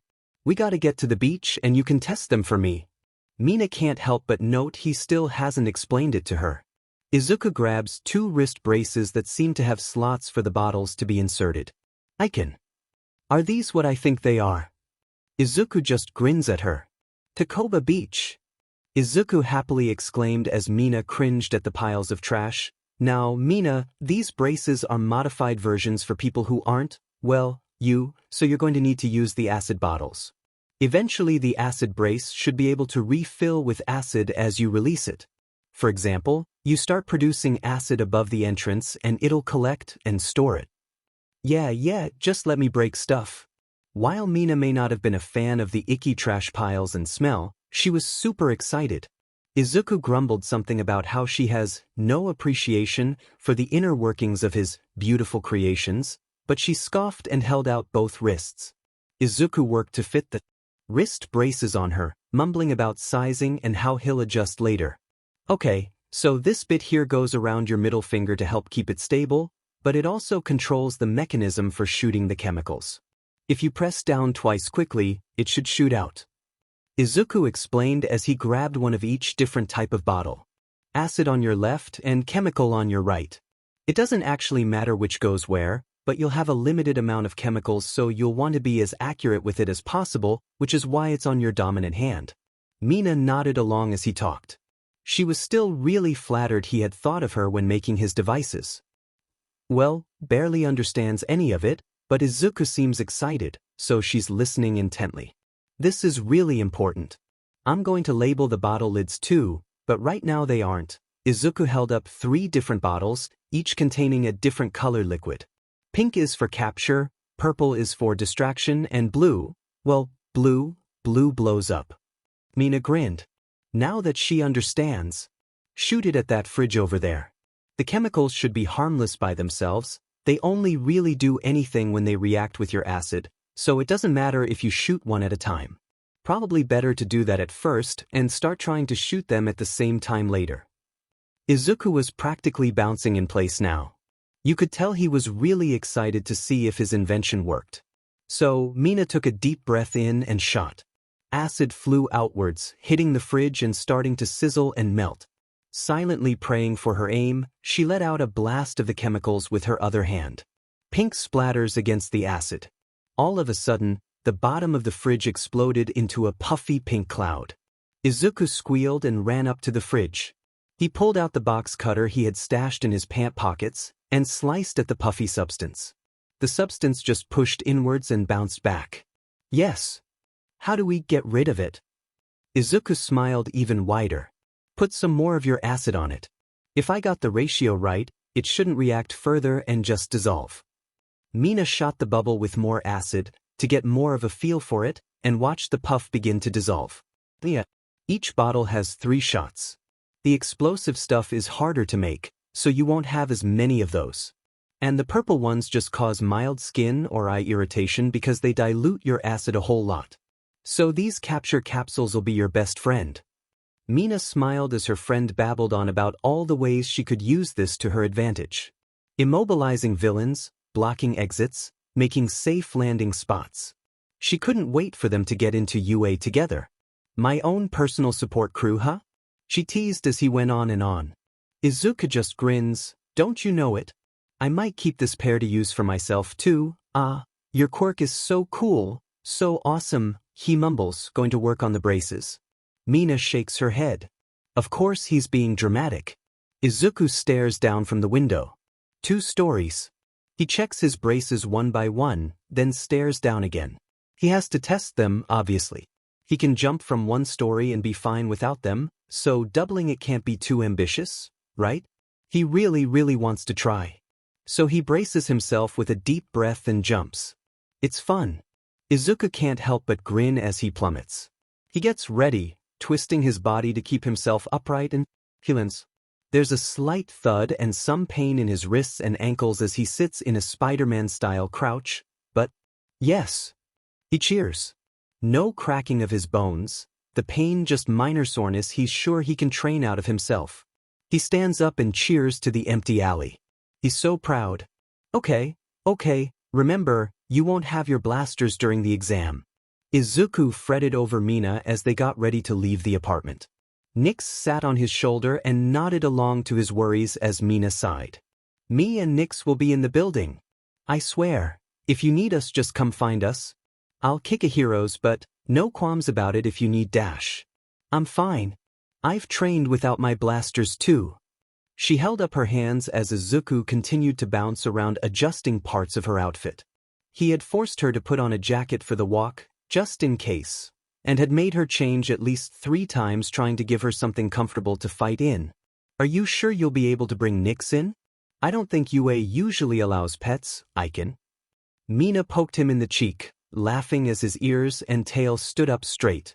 He hissed and she just laughed harder. Stop that. He pushed her hand away, and I'm sure I can figure it out. I'll just tell them it's because of my quirk or something. I don't think Nizu would kick out another animal with an intelligence quirk either. Nyx jumped from Izuku's shoulder and curled up on his back. The Randasiru was big enough to carry most of his creations, and Nyx seemed to approve of the flat top she could ride on. Izuku would be embarrassed about using a children's bag, but honestly, Randasiru rock, and his one from when he was little still works. You're probably right. Mina nodded. Sheet, we should probably go now. She glanced at the clock. Izuku seemed to have a knack for showing up late, and she wasn't being dragged down with him, if she could help it. Maikon, remember, I'm going to come find you for lunch when we finish the written exams. Oh, I hope you do good. I have sandwiches, and I packed a couple extra if you find a friend. Izuku held Mina's hand, dragging her along as he mumbled his plans for the day. Geez, Icon. People think you're my mom or something. In reality, Mina was incredibly grateful for the boy in front of her. Sure, he gets carried away, maybe he acts just a little bit more cat than human sometimes, and he has a tendency to be late for anything and everything, but he was her brother. He was her brother, and she loved him. And also, he made DMN good sandwiches. Bye, Icon. Good luck. Izuku smiled as Mina waved across the hall of the large building, both on their way to separate exams. He heard some whispers and they got some weird stares, but he hit them with a glare to shut them up. As he walked, he began to get more and more nervous. What if he failed? What if he was underprepared? What if he got kicked out because of bringing Nyx? What if... Izuku! Izuku felt his heat freeze. What if he saw him? He hadn't heard Kachin's voice all summer. He hadn't heard the tap of small feet behind him, not since he met Mina. But now she wasn't. With him. Are you gonna see me here, Zuku? We can be heroes together. Like we planned. Shut up. Izuku was shaking. See Casey Ketsuki? Everything would fall apart. His mom would find him. He might be forced to go back. He would have to hide again. He doesn't want to hide again. No. His lungs feel like they're burning. His hands shake, and his head is suddenly pounding. Nyx hit him with her paw. Izuku realized he had stopped walking, and shook his head. No, he would be fine. If he saw Katsuki, he would be able to deal with it. He couldn't be sent back. He had made sure of it. The door to the exam room was absurdly large. Was it meant to accommodate people with giant quirks? How interesting. He finds himself mumbling about it. Izuku checked the number he had been given at the door and headed to his seat. He was just in time, as almost immediately after he sat down, he heard the voice of the school's principal over loudspeakers. He hopes Mina's exam goes perfectly. He knows she has it in her. Examinees, you may start your test. Please bring your papers to the staff member overseeing your room once you finish. Good luck. Izuku paid full attention to his exam. Nyx jumped down to his lap, lying peacefully while the kitten above her scribbled away. She didn't want someone accusing him of cheating somehow, and she had a feeling she might be pointed out if she watched the others' exams. Izuku was sure something was wrong. These questions were way too easy. It couldn't be right. Izuku made his way through each question much too quickly. Everything on this exam was something he and Mina had tackled during their study sessions. The end of the exam had a section labeled Course-Specific Assessment. Izuku started purring lightly when he saw the question. Quirk analysis and recommended support gear. His task was to write about the pro hero Mirko and give suggestions for support gear. He ended up writing about how her rabbit quirk probably left her with incredibly high muscle density. He suggested some shock absorption leg braces like the ones he had made himself to enhance what her quirk naturally gave her. "Nix, come," Izuku whispered as he stood and set her on his bag once more. He grabbed his test and made his way to the back of the room to hand it to the staff member overseeing his room. He heard gasps and saw people turn and look at him with wide eyes as he walked. It was uncomfortable. He didn't like to be stared at. "Hound Dog Sensei?" Izuku looked at the man in front of him. A real pro hero, and he was just sitting in a test room. "Oh, hello. Do you have a question?" Hound Dog looked at him expectantly. "No, Sensei, I just needed to hand this in." Hound Dog just stared at him with wide eyes. "What? Are you sure you answered everything? It's only been 90 minutes. This is usually a 3-hour exam." The hero looked over Izuku's test with an eyebrow raise. "Yeah, I'm done." Nix looked at the counselor with a wary look. Izuku knew why. He could feel it too. The man's quirk. Izuku knew that a lot of cats were just fine being around dogs, but they had always scared him. Almost everything in him told him to run, but he was just stuck here. "Well then you can go. Don't disrupt the other exam rooms, and be back here for your practical if you're applying to any course other than general." Hound Dog nodded to the door and Izuku was on his way. Ryo stared at the door as the boy left. He finished in half the time that was allotted to the exam. He had never seen anything like it. And also, he had something sitting on his bag. Was that the cat? He frowns. "Nedzu is going to have a field day with this one. Bye, Aikin. Good luck." Mina yelled across the hall to Izuku as they walked to opposite ends of the school. She waved with a stupid grin on her face and watched him smile back. And then she was alone. Mina frowned. She really hated being somewhere new by herself. Even in a place as famous as UA, there was always the odd person who would call her out. She didn't exactly look normal, so she guessed that it was to be expected. And she was right. As she walked to the exam room, she could hear the whispers, the quiet giggles and the pointing. She hated it. Mina knew she wouldn't be noticing all of it if she wasn't alone. Actually, she hadn't felt their eyes on her since she met Izuku. But now Izuku wasn't with her. So awful. "Hey, Ashido." Mina whipped her head around at the sound of her name. Who knows her? Why does someone know her? A boy with red spiky hair ran up to her excitedly. "Do I know you?" Mina took a step back. This was weird. Like super weird. "You look familiar, but," she trailed off. She hoped he didn't think she was being rude. "Oh yeah, Kirishima Aijiro, we went to middle school together. Changed my look a lot, right?" He pointed at his hair and Mina widened her eyes. "Oh, Kirishima. I'm so sorry, I didn't recognize you." "Oh no. No. Someone from her middle school." She didn't want to see anyone from her middle school. She thought she was done with that place. That means he knows. He knows how people treated her. He knows. He knows, and he was one of the people who stood by and did nothing. Not that she can blame him. Nobody did anything. But it still hurts. She felt like crying. "Yeah. Bet you didn't expect to see me here. But I didn't think I'd see you either. I mean, after all that happened at Super Manly Dash, she knew he didn't mean to upset her. But what the F dash? You don't just casually bring up someone's past if you know it wasn't good." "Yeah. Gotta Geo now dash." Mina laughed loudly and robotically before turning and running towards her exam room. Geez, now even more people were staring at her. She hated it. How could he? Was he an idiot? "Maikon, remember, I'm going to come find you for lunch when we finish the written exam." Mina sighed. Izuku would be with her as soon as she finished her test. A test that's meant to be difficult, so no one would be whispering about her. She opened the door to her exam room with a frown. What kind of hero would she even be? She wants to be in the spotlight, to be an inspiration for kids like her, but she breaks down at the slightest whisper. She shook her head and made her way to the desk she was assigned. "Examinees, you may start your test." Please bring your papers to the staff member overseeing your room once you finish. Good luck. What was she even thinking, trying to get into UA of all places? She's too stupid for this.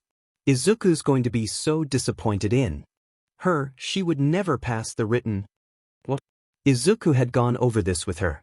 Like, the first question was almost exactly the same as that one question on the mock exam they did together. That second one knew. Mina squinted at her page. She hurriedly flipped through and glanced at the questions. They had looked at one kind of similar to number 12 when Izuku was trying to figure out another formula for her blasters. That one over there they had solved when she was wondering how corrosive her acid was. Mina flipped back to the front and grinned. She knew the answers. She could do the questions without struggling. She knew they had studied a lot more than the average examinees, but this was insane. This was meant to be one of the hardest entrance exams in the country? The world? Mina almost threw her arms up and cheered. What sort of god had sent Izuku to her? Because that boy must be an angel. The more questions she answered, the more she was grateful for him. All of the questions on this exam would have been downright impossible for her if he hadn't studied with her. Izuku really is amazing. It's not like she could ever be this smart on her own. Soon she reached the last question. Course-specific assessment. This was it. This is what was going to stump her. They hadn't looked at anything course-specific together, so an essay on Quirk discrimination and how heroes play a part in it. This question. Mina began to tear up. She knew UA cared about making the world a better place with its students, but this was specific to her. Important. It made it so they could gauge the opinions of their students when it came to quirks. It even told them how the students think about the hero community. Mina knew most would probably bullshit something stupid about heroes setting examples, but she had an idea. She wrote about how heroes weren't actually always a good influence when dealing with quirk discrimination. She wrote about mutant hate, about how little care is given to those who look different, and she wrote about how she planned to help. Mina got up quickly. She grabbed her exam and practically ran to the proctor's desk and slammed down the test on the table. Hello, Midnight Sensei. Mina was glowing. That was the best test she'd ever taken. Hello. Do you need something, cutie? And remember, I'm not your sensei yet. Midnight smiled at her. She liked the girl's enthusiasm. You will be soon. I'm all done. Mina grins. She likes acting this way. Confident, knowing. She's strong and she's got this. At least, that's what she wants the world to think. Hun? Are you sure, hun? There's still an hour left. Midnight looked surprised at the girl's declaration. What? There's no way. It has to have been longer than that. Mina was taken aback. She finished in just 2 hours? That was impossible. She knew studying with Izuku had helped, but this was absurd. That's why I was asking, kid. But it does look like you finished. Midnight shrugged. Nizu was gonna love this. I guess you can go.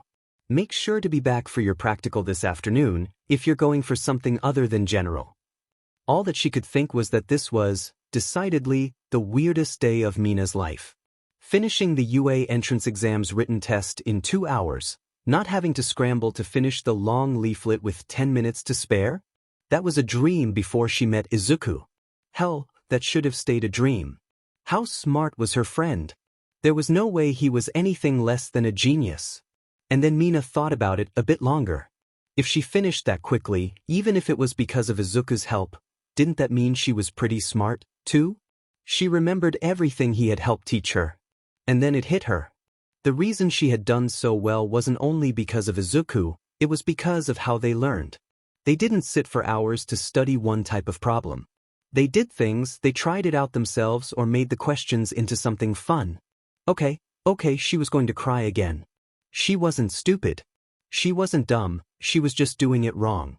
One less thing for people to point and whisper, to laugh about. Mina was going to tackle that boy as soon as she found him. Izuku was walking towards Mina's exam room so he could wait outside until she finished, but then the door to it swung open. Gotta find him, gotta find... Mina's skip turned into a run, which turned into a leap. Mika oof. Mina collided with him and Izuku stumbled backward. Nyx hissed quietly and his fur and hair stood on end. Mina, you scared me, I dash. An angel. You're so awesome. Amazing. Izuku sugoi. She shook him back and forth excitedly. I finished so early. Izuku smoothed his hair and fur down as flat as he could and tried to keep himself from hissing along with Nyx. It was just Mina, after all. He didn't hate her being this close to him, but it was hard to curb the instinct. TSSK? Mina, please dash, he finally managed to sputter out. He didn't like people close to him. Not so suddenly, not for so long. If it wasn't a surprise, he'd probably be fine, just because it's her. Oh Cammy, I'm so sorry I can. Sheet, I didn't mean to upset you, I just dash. Mina practically threw herself back. Izuku cut off her rambling with a pat on her head. You're okay, Maikon. Just, maybe don't jump on me without warning. Izuku smiled at her as she nodded quickly and roughly before shooting a hand to her neck. Ah, that Hewart. Let me tell you about why you're such a good kitty while we eat. And maybe get me an ice pack. Izuku just smiled and nodded. Everything was better with Mina around. Kaken's voice wasn't so. But if he shows up, punch him in the face for me. Izuku held her shoulder while he led her to the spot that he had chosen to eat earlier. Wha? Who am I punching? Mina was very confused, but also very much open to the suggestion. She looked to Nyx for clarification but was met with a shake of her head. You'll know him when you see him. Mina just shook her head and decided to listen to her brother's odd requests. But hey, if Izuku said he deserved to be punched, he probably… Okay, there was a chance he wouldn't deserve to be punched. It was Izuku after all. He would probably punch someone for saying his hair was cute. That didn't mean she wouldn't punch them for him, though. Izuku was shocked at Mina's praise. To him, it sounded like he really did nothing but show her his way of learning. If Nyx wasn't always sleeping, she would agree with me. Mina pouted as Izuku shot down her compliments. Didn't you learn it all yourself, technically? I think you should be praising yourself, not me, Mina. Izuku took a bite of his fish and tilted his head at her. What was she talking about, an angel? He was more like an alley cat picked up and turned into some kind of reluctant house cat. One that won't stay off the counters and brings in dead. Wait. Izuku lunged forward and grabbed the small container Mina had been reaching for from her lunchbox. She raised an eyebrow at him and narrowed her eyes. Izuku, don't you dare tell me that there's something dead inside there. Izuku panicked and popped off the lid of the container, tipping the bird into his mouth. Oh my god. Izuku, don't dash. He swallowed. Ashido Izuku. You did not just eat a dead bird. Actually wait, did you just… Mina stared blankly at him. Did you just eat a dead bird that you put in my lunchbox? She sighed and put her face in her hands. I feel the fact you just called me Ashido Izuku overshadows my bird-eating tendencies. Izuku had turned bright red as soon as she said it. Ashido Izuku? Does that mean it's not just him? Mina thinks of him like family, just like he thinks of her? She raised her head and tilted it to the side. What? Of course I did. I thought that was like a given? My parents literally told you that you were basically their son? We definitely need to work on our communication, Maikon. And your habit of eating mice and birds. Communication. Mina groaned. She didn't think Izuku would stop anytime soon. But hey, if I'm basically an Ashido already, do you think I could? Izuku's tail swished back and forth. She had said it was a given, so change my name? Or maybe talk to your parents about adoption? Izuku had enjoyed being on his own. Really, he loved the freedom he had, legally, but he missed being a part of a family. He missed having that connection to a surname, one that made him feel proud. Mina made him feel proud. And he would love to be closer to her. Mina's grin seemed to stretch wider than he had ever seen it. Yes. Yes. I'll text them or something. You won't have to hear your last name from our sensei. Mina was doing that thing again. Izuku noticed it a while ago. When Mina gets excited, happy, or impressed, she just bounces. Izuku was almost so distracted he forgot to say anything. Mina, maybe we wait until after we finish one of the most important days of our lives? Izuku reached over and ruffled her hair. Yeah, that probably makes more sense. Mina pushed away his arm and returned to her lunch. Hey, Izuku, I just realized this the other day, Buit. Oh no. His secrets. She's figured them out. You can't cook anything at all, can you? Izuku laughed nervously. What? Kivnu, of course I can cook. I made katsudon last week and dash. Izuku. For the entire time I have lived with you, we have eaten sandwiches and katsudon. Mina smirked as if she had won something. For someone who told me he would take over the kitchen work, USCK at it. Oh no. My greatest secret. Exposed. Izuku gasped loudly and made his ears flop downwards. How may I ever recover? Buy a cookbook. Too much work. I will full name you again, Izuku. Jokes on you that would make me incredibly happy. Mina began to say, Ashido Izu is a bad cook. Louder and louder, avoiding the now awake and very annoyed Nyx swiping at her ankles. The rest of their lunch break was spent with Mina chasing Izuku around, shouting, Ashido Izuku, and poking at him teasingly while Nyx jumped behind reluctantly. Izuku and Mina walked together to the support exam rooms. Mina's exam took place after the support courses were done. According to the website, they wanted to have hero course teachers observe the support exams due to the two courses working closely together.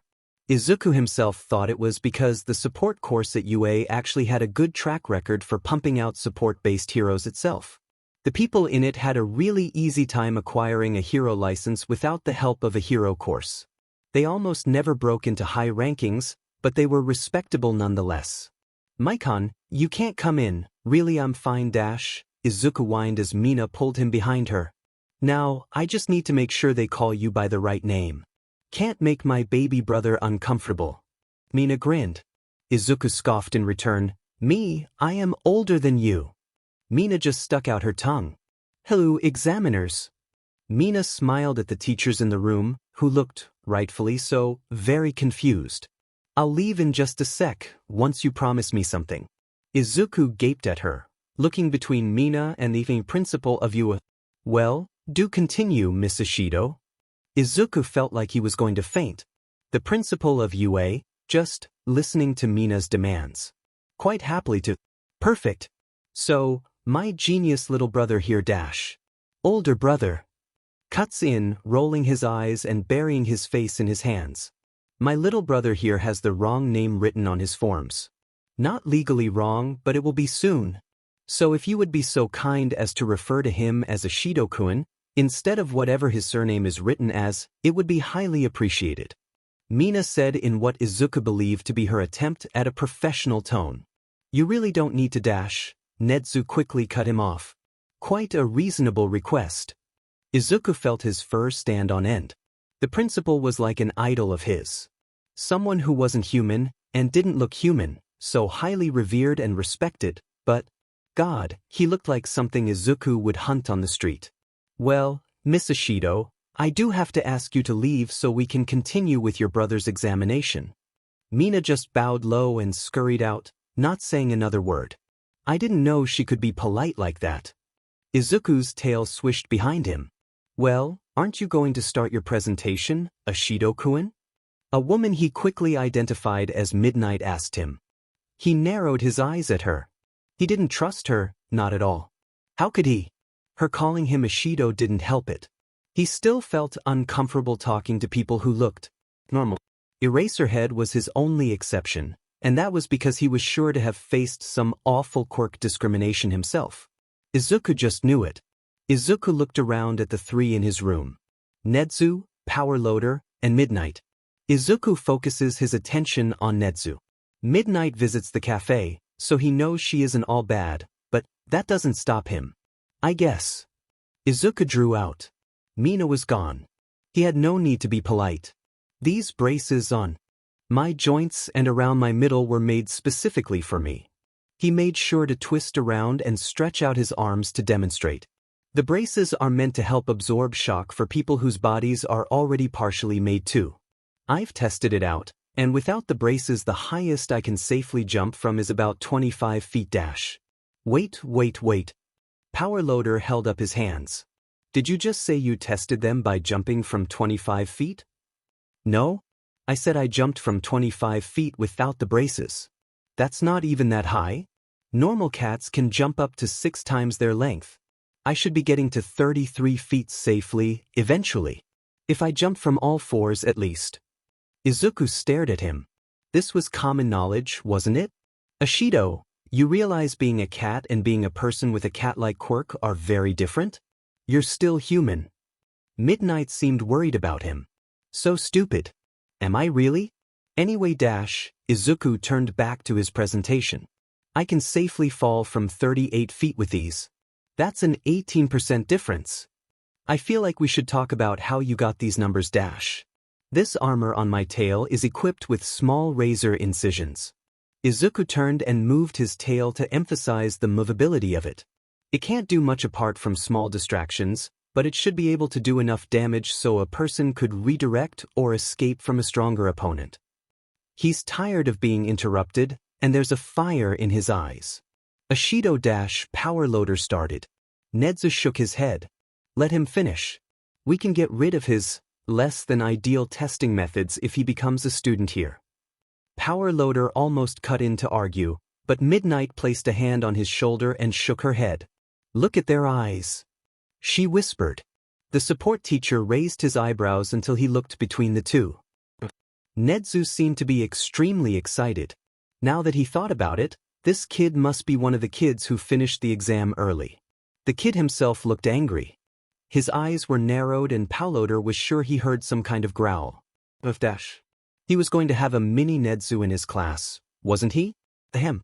I do apologize for my rude behavior, but I do not take kindly to being ignored during an exam that is meant to be specifically focused on me. Izuku spat out while he pulled Mina's blasters onto his hands and adjusted them as best he could. Please continue, Ashido. Nedzu was masking his glee well in the grand scheme of things. In the rat's defense, he had just found out that the two he had been so excited to see in the practicals knew each other closely. Well then, let me show you the blasters I've made for my sister. They aren't made for me, and I haven't trained with them as much as her, so my aim may be off. I would advise you to look out. Izuku rummaged through his bag and pulled out a chunk of ballistic gel he had bought for his tests. Then he threw it in the air. Quickly, he aimed his arms at the falling blob and let out a blast of capture fluid, quickly following with a shot of acid. The goo produced from the reaction enveloped the gel and stuck it to the ground. Power Loader looked shocked. That's very impressive. How did you manage to get that reaction? Mina's quirk lets her produce acid. I wanted to give her a more precise and long-range option than just slapping acid on people, which is where the left blaster comes in. On her, I've got it rigged so it can collect acid from her skin rather than the bottle I used. He quickly demonstrates how elastic the result is, before he began pouring acid from one of his bottles to melt the goo on the dummy used. The reactions? I just messed with different stuff until I was satisfied. That was a capture one. I have a chemical that causes explosions and one that causes skin and eye irritation without permanent damage as well. Thank you for your demonstration, Ashido. You are free to leave. Nedzu nodded at him. Izuku tensed up. Yeah, he should go. If he stayed for too much longer, he was sure he would end up attacking the principal or chewing out his future teachers. At least he could relax once Mina finished her exams today. Izuku left the room, after pointedly bowing only to Nedzu. After Izuku was gone, Midnight turned to Nedzu with a sour look on her face. Nedzu, what the hell? That kid seemed so angry. She furrowed her eyebrows. Her boss was eccentric, but he was never this willfully ignorant to a child's self-destructive behavior. Did you hear how he tested his gear? By the sound of it, he knows the limit way too well. He could have gotten himself killed. Honestly, Nedzu, you should have stopped him. Let him into Gen Ed until he gets cleared by a therapist or something. Power Loader was worried. He had already seen one mad scientist that he knew would end up with him. He didn't need two. Especially not one that had access to acid and would go to any lengths so he could test his creations. Is that what you think, Kayama? You too, Majima? Nedzu seemed displeased with their reactions. I think he'll do just fine. And that was it, because it was over as soon as Nedzu showed any interest. Power loader size. That I guess they'll keep each other busy, then, he grumbles. Nezu nods, a smile creeping onto his face. Mina sat outside the door of Izuku's exam room with a frown. She watched as Nyx paced back and forth in wait for her owner, and couldn't help but compare herself with the anxious cat. Izuku was in there all alone, with two people who wouldn't understand his prickly exterior. She knew for a fact Aiken wouldn't be respectful to the two non-mutant teachers observing his demonstration. He was going to be so mad. Like, she couldn't even count the amount of times she had needed to force Izuku into the kitchen at the cafe. As long as someone with minor or no visual mutations came in, it was Mina doing the customer service. She had needed to start that after she got complaints about hissing and glaring. She couldn't blame him, really. She understood why he would feel so guarded. To her, it just felt like he was angry. He wasn't trying to avenge his old self, he wasn't trying to make them feel a certain way about mutants, he just hated them. He had such a strong resentment for people with no mutations and people who hadn't worked for their places. Even the nicest people got caught up in his anger. She just knew he was going to get himself into some sort of trouble. So she sat and she stared down into her hands. If Izuku was so hostile, so angry, what did that make her? She didn't want to accept what she knew was the truth. She was a coward. Had she been in that room, alone in front of two people with such regular quirks, she would be scared shitless. She would fall into her energetic and extroverted facade, she would laugh and spin, throw around her hands and cheer. And it would be so hard not to fall down crying. She wished she were like him. Maybe if she had that anger in her, she wouldn't need to hide every feeling she felt. She could have an outlet. She wouldn't be so stressed. She wouldn't still be so scared of them. Just as Mina began to tear up, Izuku threw open the door. Nyx mewed with delight and jumped up onto his shoulder, purring and rubbing her head against his cheek. She seemed unbothered by the whole, "If someone even looks at me wrong, I'll kill them," look that he was wearing. "Mina, come on. We're going to your exam." Mina furrowed her eyebrows. She was right. She hated that she was right. She didn't bother to ask how his practical had gone. He didn't seem like he was in the mood for a conversation. She decided to ask him later, after she had finished her own exam. She tread closely behind him, actually grateful for his angry stance in the moment. He shot away any stolen glances or hushed whispers with a glare and a hiss in an instant. No one was looking at her. But they were looking at him. She could never get what she wanted just right, could she? "Hey, Aiken." Mina placed a hand on his free shoulder and watched his fur stand on end. "I won't let them look down on you." Izuku seemed to melt. His stance relaxed and he leaned back into Mina. "If you promise." She smiled. "I'll kick their butts, Aiken." She grinned and flexed an arm when he turned to her. "Dash," he pushed her hand off his shoulder with a laugh. "Well, better pass your exam first before going all protective big sis on me." "You admit it, I am your big sister." Izuku paled and he waved his hand in denial. "Wait. No, Maikon, I'm still older than you." Mina stuck out her tongue. Quickly realizing her mistake, she bolted towards the gymnasium to learn what the exam would be. Didn't stop her from hearing Izuku yell out to her, though. "Just you wait. You're going to be finding mice for days." Do you mean it? Maybe if she passes, he'll go easy on her? No, she knows he won't go easy on her. "What's up, UA candidates? Thanks for tuning in. Come on and let me hear you say ugh." Mina was surprised by the silence in the room. At first, she considered calling back to the man to make him feel better, but quickly discarded that plan after realizing 2 points. 1, everyone would look at her, and 2, she saw the girl in front of her grasping at her ears. She seemed to have a bat mutation, so the loud yelling was probably torture for her. "Keeping it mellow, huh?" The girl flinched and Mina's frown deepened. "Hey, do you want help moving to the back of the room so you're farther from the noise?" Mina whispered and moved her hand in front of the girl, so she could see the question was directed at her. The girl turned to her with wide eyes. "That's fine." Until the sound made her squeeze them shut. Yes, please, if that's okay with you." Mina nodded and grabbed her hand, leading her back and quietly apologizing to the people she pushed past. I'll skip straight to the main show. Mina grimaced as the hand she was holding squeezed tightly. She knew that it wasn't Yue's fault, that they couldn't be accommodating to everyone, but this girl looked like she was in so much pain. Now, pay attention, listeners. Safely in the back behind everyone, Mina spent the rest of Present Mike's explanation half listening and half covering the girl's ears and whispering bits of his speech to her. She was so glad Izuku wasn't there. She would love it if he became a hero with her, don't get her wrong. But he would probably yell at Present Mike, or annoy other examinees trying to help the girl. Or the yelling would be awful for him, too. Once the teacher was done with his spiel, some dude speaks up. Mina raises an eyebrow at the boy as he digs into Yue for a mistake. What a dummy. Obviously they would tell them if there was something they meant to say. Mina finished translating to the girl and let go of her hand. Thank you, the girl whispered with a light smile. Mina grinned. It's what any hero would do. She nodded and turned to go to her exam grounds. The walk was less than ideal, being jostled around by others rushing to their destination. It's not like you get a reward for being there first, she mumbles to herself. She's noticed lately she's picked that habit up from Izuku. She shakes her head. No need to pick up his resentment with the habit. She loves him, but she doesn't need that negativity. All it'll do is add to their whispers.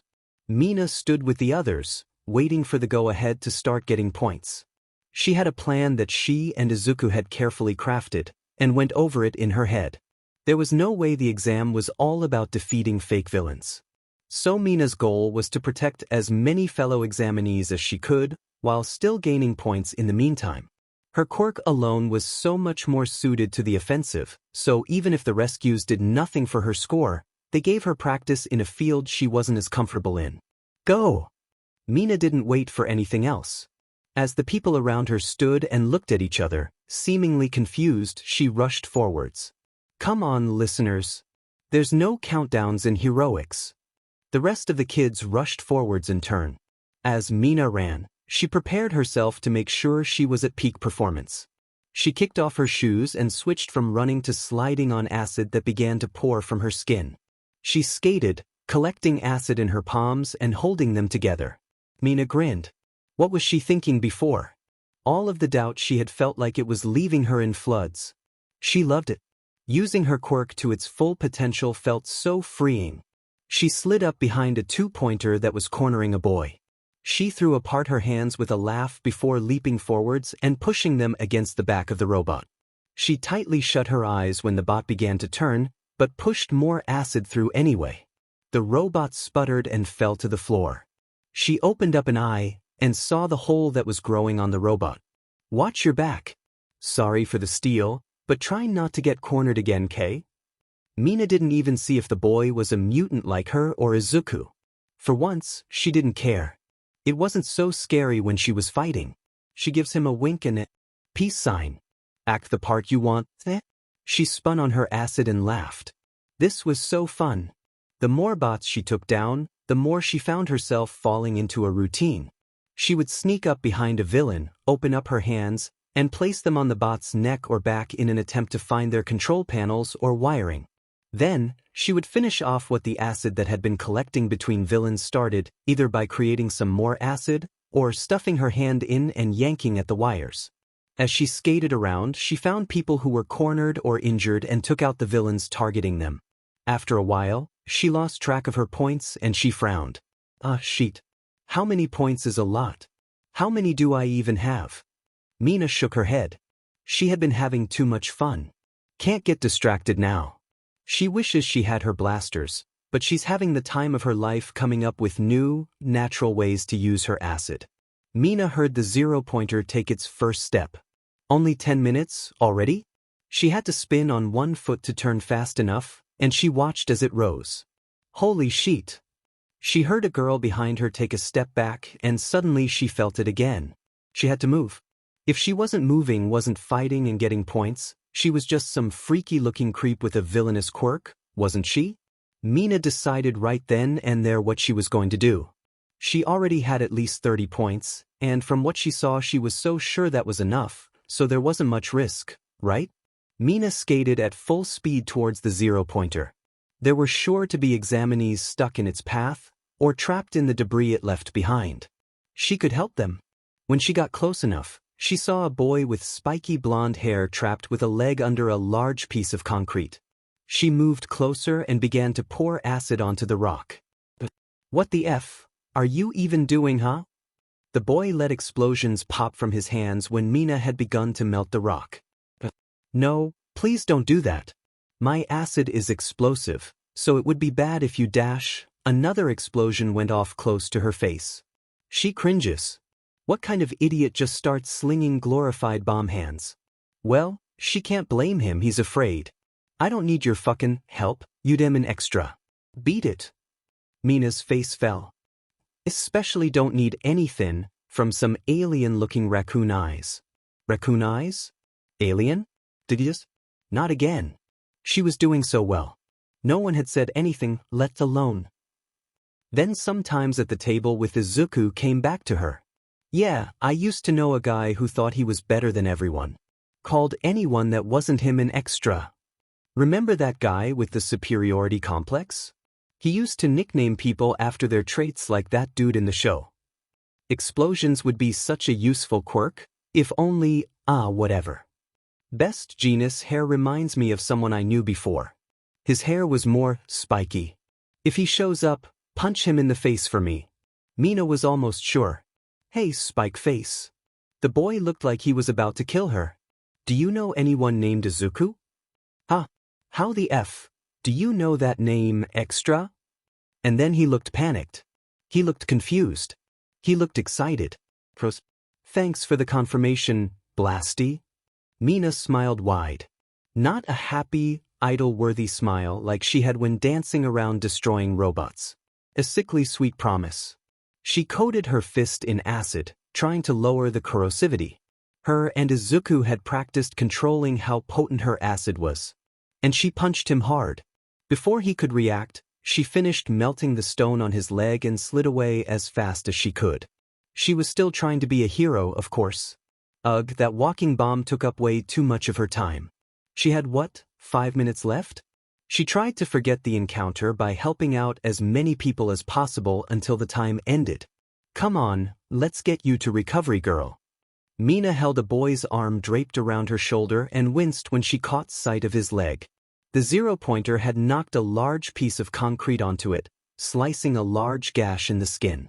According to the boy, his quirk had to do with wind channeling through his legs, so after he had been cut he was basically done for. Mina led him in silence to the exit of their zone. They were told Recovery Girl would be waiting to help any injured examinees, so she hoped she wouldn't need to stay with the boy for long. Of course, it was nothing against him. But she had kind of outed her connection to Izuku to a guy from his old life, and she was pretty sure she needed to find him and get the F out of UA. Also, she had punched a guy in the face during a test heavily monitored by pro heroes. Izuku was either going to kill her or hug her so tight, and she wasn't sure which would be worse. She smiles. She hopes it's both. He what? Izuku was livid. Bakugo Katsuki was such a piece of shit. That was well known. But he called Mina Raccoon Eyes. He didn't even care that Katsuki knew he and Mina knew each other. He knew it was going to happen eventually. But he called Izuku's sister an extra. He made her so angry. He had made her sad. "I'll kill him. I'm going to kill him." Izuku was fuming. How could he? Had he learnt nothing? "I can calm down. Let's just leave, okay?" Mina was mad. Not as angry as Izuku, no, not even close, but it was obvious she wasn't pleased someone had made her brother so mad. What had he done? "Hey, Aiken, we get to go to my parents' place. And we get to ask them to be your parents now." Izuku visibly softened. His ears then began to droop, and he looked at Mina with a worried look. "Maikon, are you sure that they won't say no? I mean, maybe we shouldn't dash." Mina clapped loudly and Izuku jumped. "La, I can't hear you." Mina ran forwards to the door with her hands clasped dramatically over her ears. "They love you, Aiken. They're practically begging to keep you and never let ya go, kitty cat." Izuku pressed his ears back in worry. He trusted Mina. Really, truly. He just didn't want to cause any issues. Inko was surely still looking for him, and he didn't want to know just how she'd react. Mina. Hello. Mina's mother, Ashido Yuko, ran to meet them at the door. Oh, Izuku. It's so lovely to see you. Come in, we got your text. Izuku's tail swished side to side, and he let himself be pulled along by the two. Mina and her mother looked similar, to a degree, but there were definitely a couple noticeable differences. For one, her skin. Where Mina was pink all over and in turn could produce acid. Anywhere, her mother's skin was only pink from her elbows down and in patches on her legs. Mina had told him her mom's acid could only come from those patches and that all the rest of her skin wasn't acid-proof. That little mutation certainly helped to calm his mood, at least. Mina's father, Ashido Hiroshi, was placing food on the table while the two girls talked away. Mina excitedly recounted her time in the exam. Izuku, however, was focused on her dad. He had met Mina's father before, when she was moving into the house. He had the same eyes as his daughter, with the horns on his head to match. He had explained to Izuku that his quirk itself was just plain night vision, and the mutations had come from his parents. Izuku also knew that Mina's eyes were a big source of insults and discrimination. He wondered if it was the same for him, to an extent. So, Izuku, Mina said that you two wanted to ask us something? Mina's father finally sat down at the table and smiled at Izuku. Izuku felt rude, but he kept his eyes fixed on his bowl of katsudon. Demenit, Maikon, telling them his favorite food. Aiken? Mina frowned at him. You're going to make me ask for you, aren't you? Izuku hit her leg with his tail. She sighed. Mom, Dad, how do you feel about making my honorary brother my actual brother? Mina's father basically threw himself upwards and ran to a room off into the hallway. Izuku paled and almost began a string of apologies, but, Hun, do you think we could fit my desk in our room? The guest bedroom gets used pretty often, but my office doesn't need so much room. Mina's mother was beaming, mumbling under her breath, Oh, a son. I've always wanted a son. I wonder, maybe a loft bed. Cats like high places, right? Oh, but I don't want to assume he would just because of his quirk. And that finished him. Izuku started bawling. Mina laughed and pulled him into a hug as Izuku's ears pushed down on his head. Oh, Hun, come in here. Yuko called to her husband frantically. Oh. Once again the whole family was at the table, staring at Izuku. Izuku, Hiroshi set a hand on Izuku's shoulder. You were scared, weren't you? Izuku nodded. Yuko smiled at him with a sad look in her eyes. You know, we would have said yes no matter what. Mina's told us so much about you, and has already accepted you as family. Of course we'll do the same. Izuku tried. He really did. He wiped his tears, he shook his head and lifted his ears, but as soon as he looked up, he was met with the most loving looks from his new family and the tears just kept coming. Naomasa was having a shitty day. It got worse when the woman who had been pestering him for the last couple of months. It was always the same with her. Miss, I get it, but once again he's legally independent. Naomasa was sifting through his file for the boy for what had to have been the 100th time, and stared at the new addition. He remembered someone saying that they had added something. He also remembered that they had tried to tell him what those new additions were. He had blown them off, too busy to deal with it. But he sure as hell hadn't expected those to be adoption and name change papers. Well, it meant one thing. This lady definitely had no rights over this kid anymore. Finally, well, miss, I'll have to ask you to leave. He straightened his papers and looked the seething woman in the eyes. Excuse me? You've done nothing. Nothing. Why won't you just help me find my son? He felt bad for the kid. Like really bad. But this woman was getting in the way of him solving actual cases. I'm sorry, but Midoriya Izuku isn't present in my records here. Now, get out of here, and please don't come back without an actual emergency. She shrieks at him like a banshee, but eventually leaves. Well, maybe she'd leave him alone. He held out hope for the kid and his family once she found her way to them. Inko had been so worried. For months, she had been so upset. She searched and searched, had so many people helping her, scoured her son's room for clues. The note he left just couldn't be real. He was hers. Someone had to have made him write it. It wasn't real. The police were useless. They didn't help her at all, said her baby wasn't hers, that she had no right, and look where that got him. Gone. Her poor baby, her only son gone. And so she cried and cried. She went to Mitsuki in her tears and sobbed. She didn't even realize Katsuki was standing in the hallway, listening to her woes with wide eyes. She did, however, hear his door slam shut and the explosions that followed. Katsuki felt like he was going to scream. His pillows suffered, scorch marks and sizzling embers being doused with water soon after they appeared. He knew he was being loud. He knew he wasn't meant to hear that. But none of it mattered anymore. Izuku was dead. He never got to see Izuku realize his mistakes. The last memory of his Izuku was what? A stupid pen and a sneer? Katsuki hated it. Izuku was supposed to figure out why he was wrong. He was supposed to come back to Katsuki, groveling and praising him like when they were little.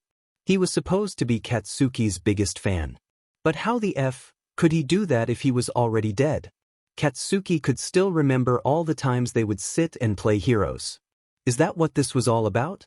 Izuku had left, to play hero all on his own, and wound up dead. Just like Katsuki had known would happen.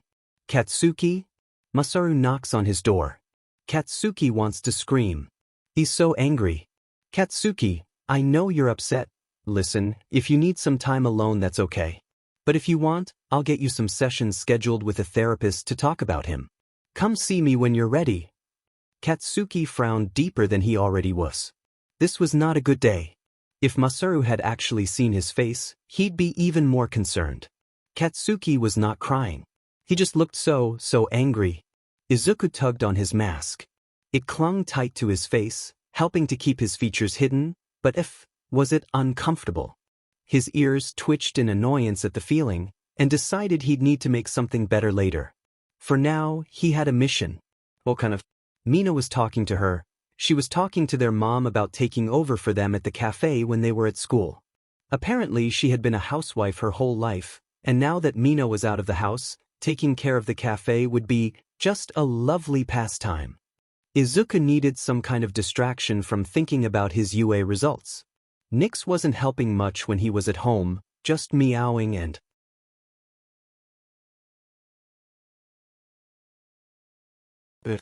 Izuku had Toga watch him work from the rooftops. He didn't exactly want her getting in the way, and her identity wasn't protected at all.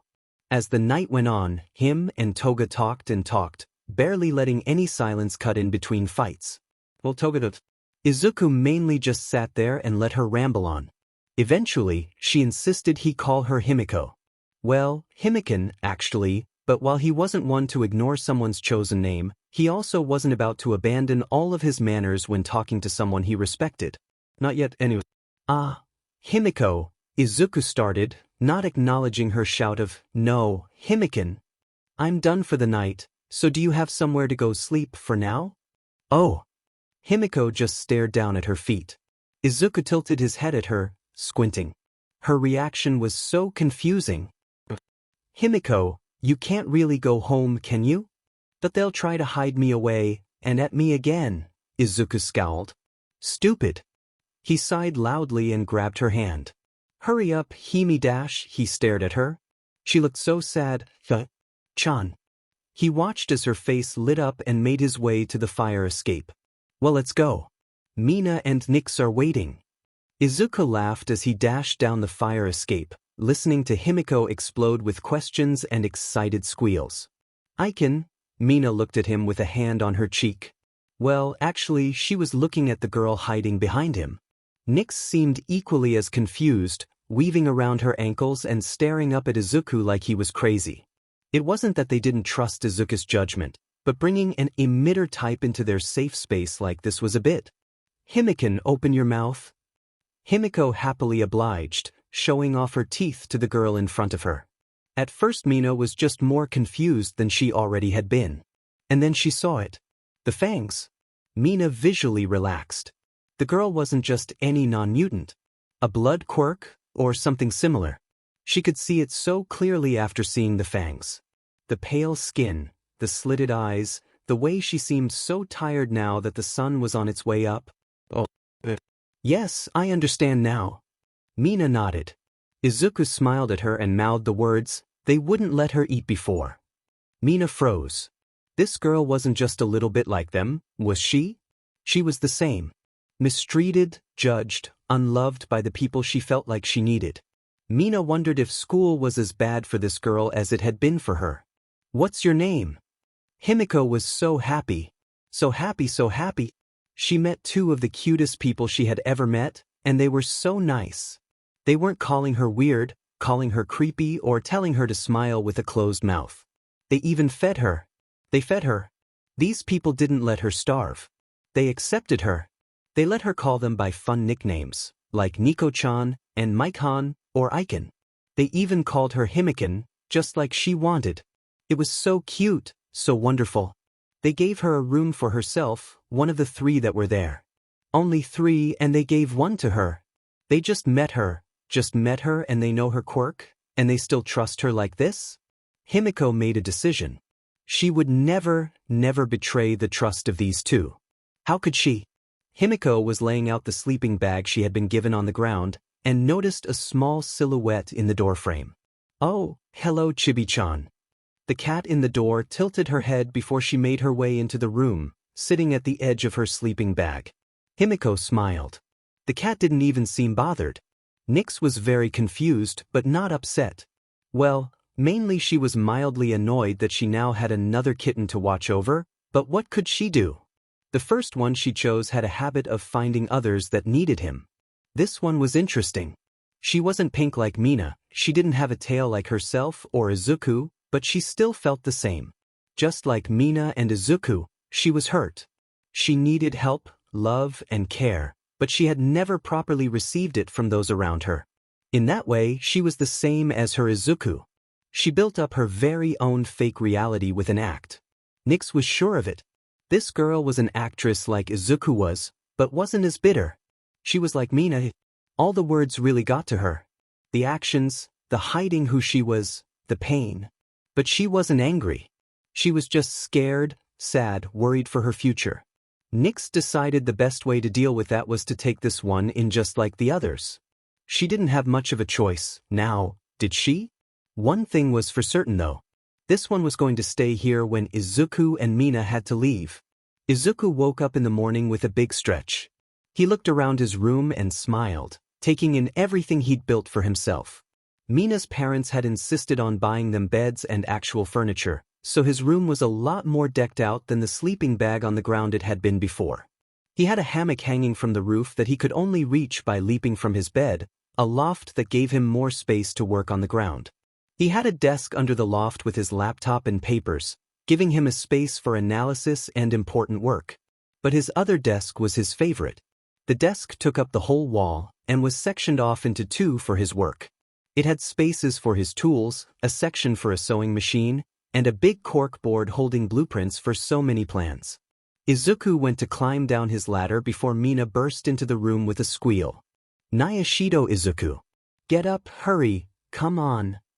Izuku fell from his ladder, twisting to land on his feet with a hiss. She really needed to stop yelling to wake him up. And then he realized the day.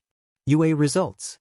Himiko sitting on the counter mixing something in a large bowl Izuku didn't remember buying when he walked into the living room. It had been 2 days since he picked her up, and according to her, that might as well have been signing a contract to keep her forever. He wasn't complaining. Himiken, what are you doing? Izuku tilted his head at her, pointedly ignoring Mina at the kotatsu. Mina was practically vibrating, and he thought making her wait just a little longer was pretty funny. Celebratory cookies. Himiko hummed.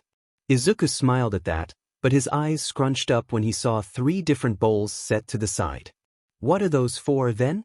Well, I'm planning to put a bit of the blood Mina gave me earlier in mine, and some catnip in yours, and apparently Mina isn't up to trying either. If it'll make Aizu hurry up, I'd eat just about anything right now. Mina grumbled from her place and Izuku laughed. Yeah, I'm coming, Maikon.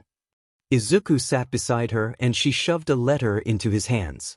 Nyx meowed at him, scratching at the letter in encouragement.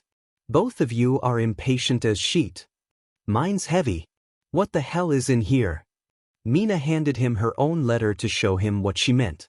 There was a circular piece in her letter, and Izuku narrowed his eyes at it. He checked the letter over 4 times before handing it back.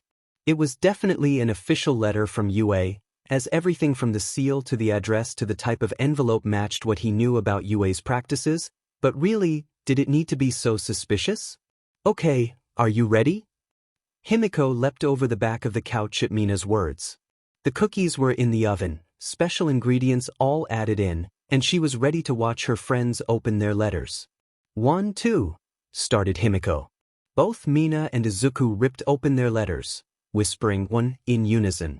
Izuku pulled out a handwritten letter on tea-stained paper. A circular device fell from Mina's and made a thud as it hit against the kotatsu. Izuku set his own letter to the side when a hologram materialized from Mina's letter.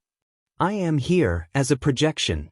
The booming voice of All Might filled the apartment, and the 3 teenagers looked at it with their eyebrows knitted together. Not that any of them had anything against All Might personally, but, well, non-mutants and people with heroic quirks tended to rub them the wrong way. Izuku can't help but wonder how he would have reacted to this as a little kid, before everything. I've come to this city to teach at you. Hologram Mike continued, you've passed the written exam with flying colors.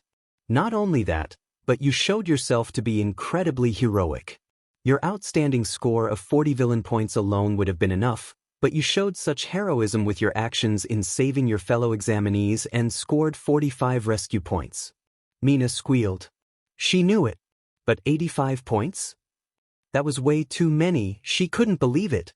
Unfortunately, 10 of said rescue points were deducted from your overall score. Mina paled. She hadn't told Izuku what she did. You showed heroism in attempting to rescue a trapped examinee. However, after said heroism, your behavior made us decide those points were unable to be counted. Izuku stared at her with a confused look. Himiko beamed, seeming to think this was incredibly entertaining, and Nyx? Well, Nyx knew exactly what happened and was very proud of Mina. That being said, you were still the top scorer of this year's first-year candidates. Welcome, Ashido Mina, to your hero academia. Mina felt like crying. She got in. She got in with the highest score in the exam. She looked down at her letter and saw all of the paperwork that had been included in her letter. They'd look over it later, right now.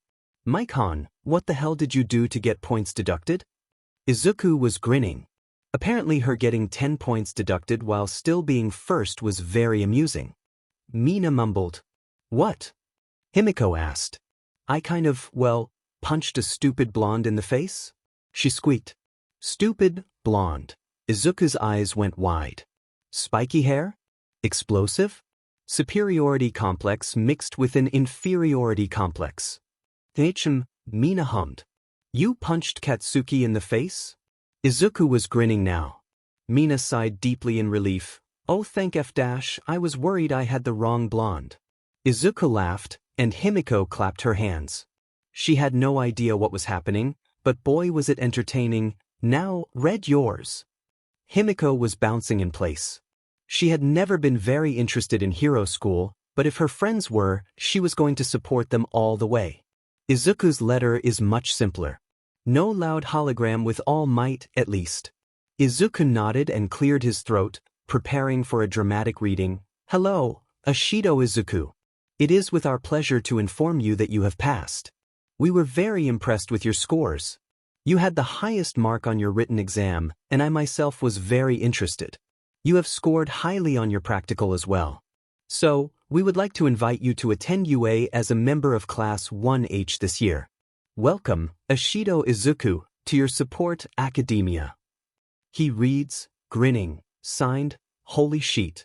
With excitement, Nedzu. Everyone was silent. And then it broke. We're amazing. Mina cheered, hugging him tightly. Himiko was laughing and hugging Nyx as Izuku and Mina cried tears of joy together. They both got in.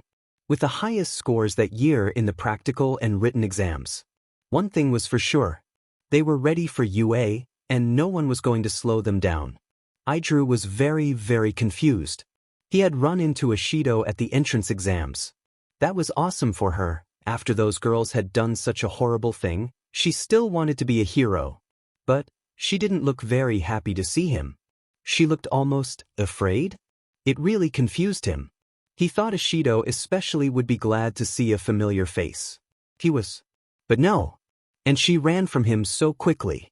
Izuru frowned at the mirror. Why did she run? Why did she look so scared? He didn't think that he had done anything too upsetting to her in middle school, but here he was racking his brain, trying to. Izuru wondered if that was it. He really hoped not. If it was, well, he'd just have to make it better in the future when he got into UA. He would be able to make it better, right? He has to be able to. Ishido looked really upset. He couldn't bear being the reason for something like that. What he did wasn't even that bad, though, was it? Remembering Mina's first year in middle school, during lunch. Mina was sitting in the courtyard eating her lunch, across from a couple girls from the year above her. It would have been fine if she didn't think she was safe in school. If she just listened to her mother and father's teachings and applied them to school the way she did on the street, she would have never gone through what she did. But no, Mina was too focused on making friends to remember where she was safe. Alone. She was safe by herself, safe with her parents. Safe with people who were like her, people who knew the rules. Not people like them. But no, Mina was not thinking that day. Holding her bag to her chest, Mina walked towards the two girls chatting away happily and cleared her throat. Hello. I was just wondering if maybe we could eat lunch together? I really like your bag. Mina pointed to the Sailor Moon charm on the taller girl's bag.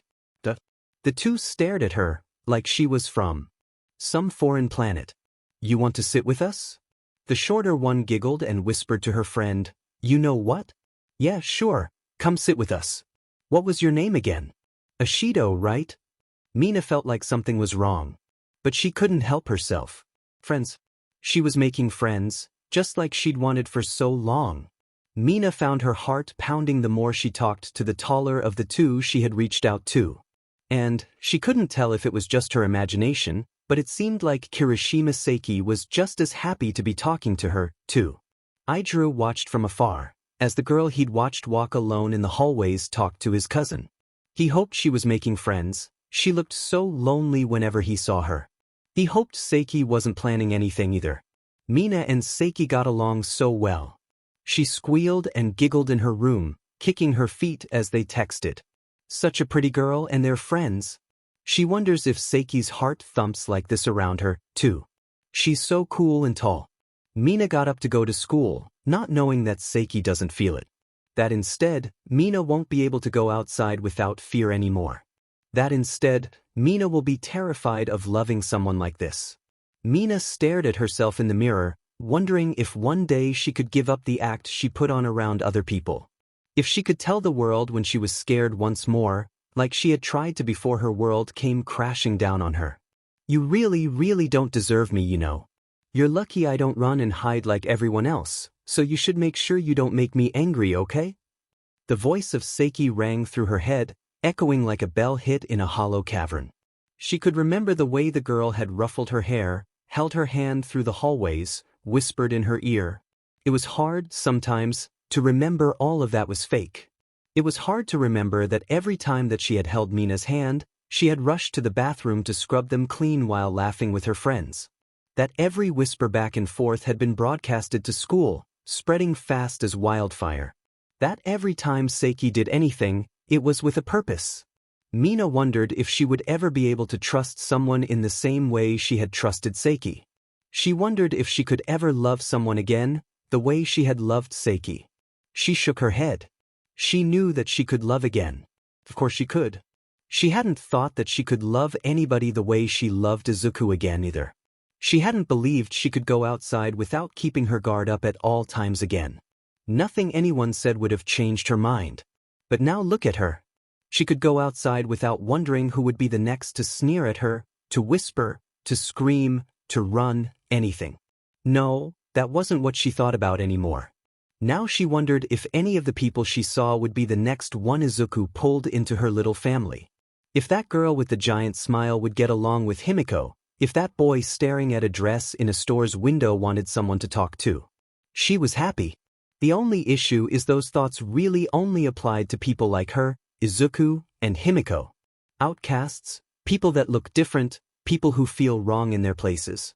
Idru was still, eyes wide and hands gripping his bag as he watches the scene in front of him. Ashido is crying.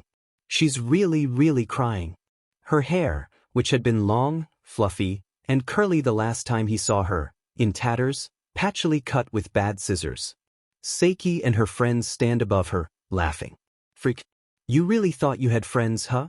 Seiki teases. So disgusting.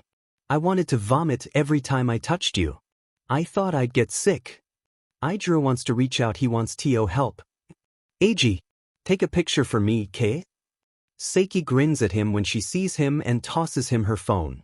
Idru feels like he may be sick. Seiki takes a grasp of Ashido hair, violent, rough. She yanks up the girl's head, showing her face. Ashido's lip is bloody, and tears blur her eyes. Strands of her pink hair have fallen against her shoulders and into her lap. She looks afraid. Idru wants to help. He wants to run. He lifts the phone. He snaps a photo. She left the bathroom and got back to what she had been working on. A mask and cloak. The cloak was meant to be built around a mask that was built into the rest of the cape. She wanted to give it a floaty, almost ghostly look, so Izuku could use the way it moved as something to incorporate into a new quirk of its own for the vigilante of himself. She didn't really know much about sewing, but when she had asked Himiko if she could get some help, the blonde had taken to the craft like a fish to water. She was amazing at it too. So quickly Mina's attempts to build Izuku a better mask became a joint effort, with Mina trying out shapes and sizing with cardboard models and making designs for Himiko to start building. She had one more design she wanted to try and build with cardboard and wire before Himiko began to put it together. It was deliberately cutesy. Izuku had told her about the whole persona he was building as a vigilante, how he wanted to make himself seem outgoing, quippy, and relatable. According to him, it was the easiest way to separate that part of his life from his main identity. Mina thought it would be a good break from being a broody a-hole in public too. Izuku sat in front of Yue's gates. Just sitting criss-crossed on the ground. Mina was propped up against his shoulder, headphones in and fully engrossed in the game she had brought along with her. Himiko laid on the ground with her head in Mina's lap, dead to the world. Izuku had kept her up on the rooftops with him all night trying to teach her subtlety, since it's far from her strong suit. Nyx seemed happy at least, sitting content on Izuku's shoulder, liking at his ears in an attempt to clean him before the big day. Hey, Aiken, you know we didn't need to be here this early, right? Mina tilted her head up to meet his eyes. She's giving him a grumpy, deadpan stare. Izuku had torn them all out of bed first thing for this. I wanted to be here earlier than Katsuki. He won't be late, but the site said UA will be open early for the orientation, and he definitely won't be this early. Izuku sighed. He hated letting Katsuki run his life like that. It felt demeaning, like he had done nothing in the months he had been away. Nyx swatted at his cheek. She could tell he was thinking something that she wouldn't approve of. Just lightly. They swatted at each other, bickering in their own way, until they were interrupted by a beep from the school gates. Izuku nudged Mina and nodded. He thought they could probably get inside now that the gates had made a noise. Mina shook Himiko awake and whispered to her. Izuku didn't think he would have heard if it wasn't for his quirk. Himiko, wake up. Can you get home all right? Or do you want us to call our mom to give you a ride? Himiko shook her head. I can get home, Mina. Don't call Yuko so early in the morning. The blonde grinned and elbowed Izuku as she sat up. I'll use the rooftop path our stray showed me. I'll be safe. Izuku hissed, not strongly but definitely out of annoyance, and Himiko giggled. See ya, Nyazuku. Maikon, bye-bye. Mina sighed when the girl ran off. Don't get yourself killed. Izuku called, ears pinned back as he hissed again. Nyx meowed quietly and headbutt him. He was definitely on edge this morning. He just knew Katsuki got in. Because Katsuki isn't stupid. Izuku wished he was, though. He knew he couldn't keep up his separate life for much longer before it mixed with the one he had before. Mina would meet Katsuki his Ms. Inko? Ms. Midoriya. Ms. Midoriya would find him and try to take him back. He knew she couldn't, that she had no right to him anymore, but he didn't think he could handle it. He knew he wanted to stay with Yuko and Hiroshi. Mom and Dad? Izuku felt his heartbeat. Mom and Dad. A mom that cared about him as a person, as a living child instead of a possession. A dad. He had a dad, one that stayed and loved him. He had parents, and he didn't need to be scared anymore. He felt a lot better after that. Mina poked at his shoulder. We just gonna sit here forever, or are we going in? People are starting to get here. She pointed behind her with her thumb. Sure enough, Izuku saw other people in the UA uniform chatting between themselves as they walked up to the school. Izuku moved an arm in front of his chest to catch Nyx as she jumped down from his shoulder. She knew what was coming all right. Izuku took his free hand and grabbed Mina's arm. He then bolted forwards. Mina, don't let me get so caught up in my thoughts next time. Izuku is panicked. Next time? Izuku, how many entrance ceremonies are you trying to attend? She scoffs as she's dragged, stumbling to keep up. Izuku almost laughed. Almost. Izuku dropped Mina off at classroom 1A and told her to make sure she made a good first impression. Hey, Izuku, is it just me or did you see Eraser's sleeping bag in that room over there? Izuku searched for his classroom. He set Nyx down so she could help him out, but Nyx looked up at him as if he was an idiot. Izuku deflated. What a helpful stray he had picked up, right? They walked around for a while as the halls filled with students. Nyx stayed close, almost tripping him multiple times as to not get lost. Izuku hissed at a boy who was staring at him and Nyx. What the hell was that kid doing? He was just standing still looking. Hey eyebags. Move along and leave me and my cat alone. Izuku spat out with his ears pinned back and his tail standing high, scooping up Nyx to hold her to his chest protectively. The purple-haired boy blushed bright red and seemed embarrassed. Izuku wasn't upset about embarrassing him, though, because he didn't take kindly to being stared at. Maybe he felt a little bad, because the boy seemed like he was staring more at Nyx, but nothing. No, he did not feel bad at all. Not at all. He didn't care that someone was stupid enough to stare at. Yeah, actually, he would probably stare if there was a random animal in an elite school following around some random kid too. Nyx looked at him like he was stupid. Yeah, I'm sorry.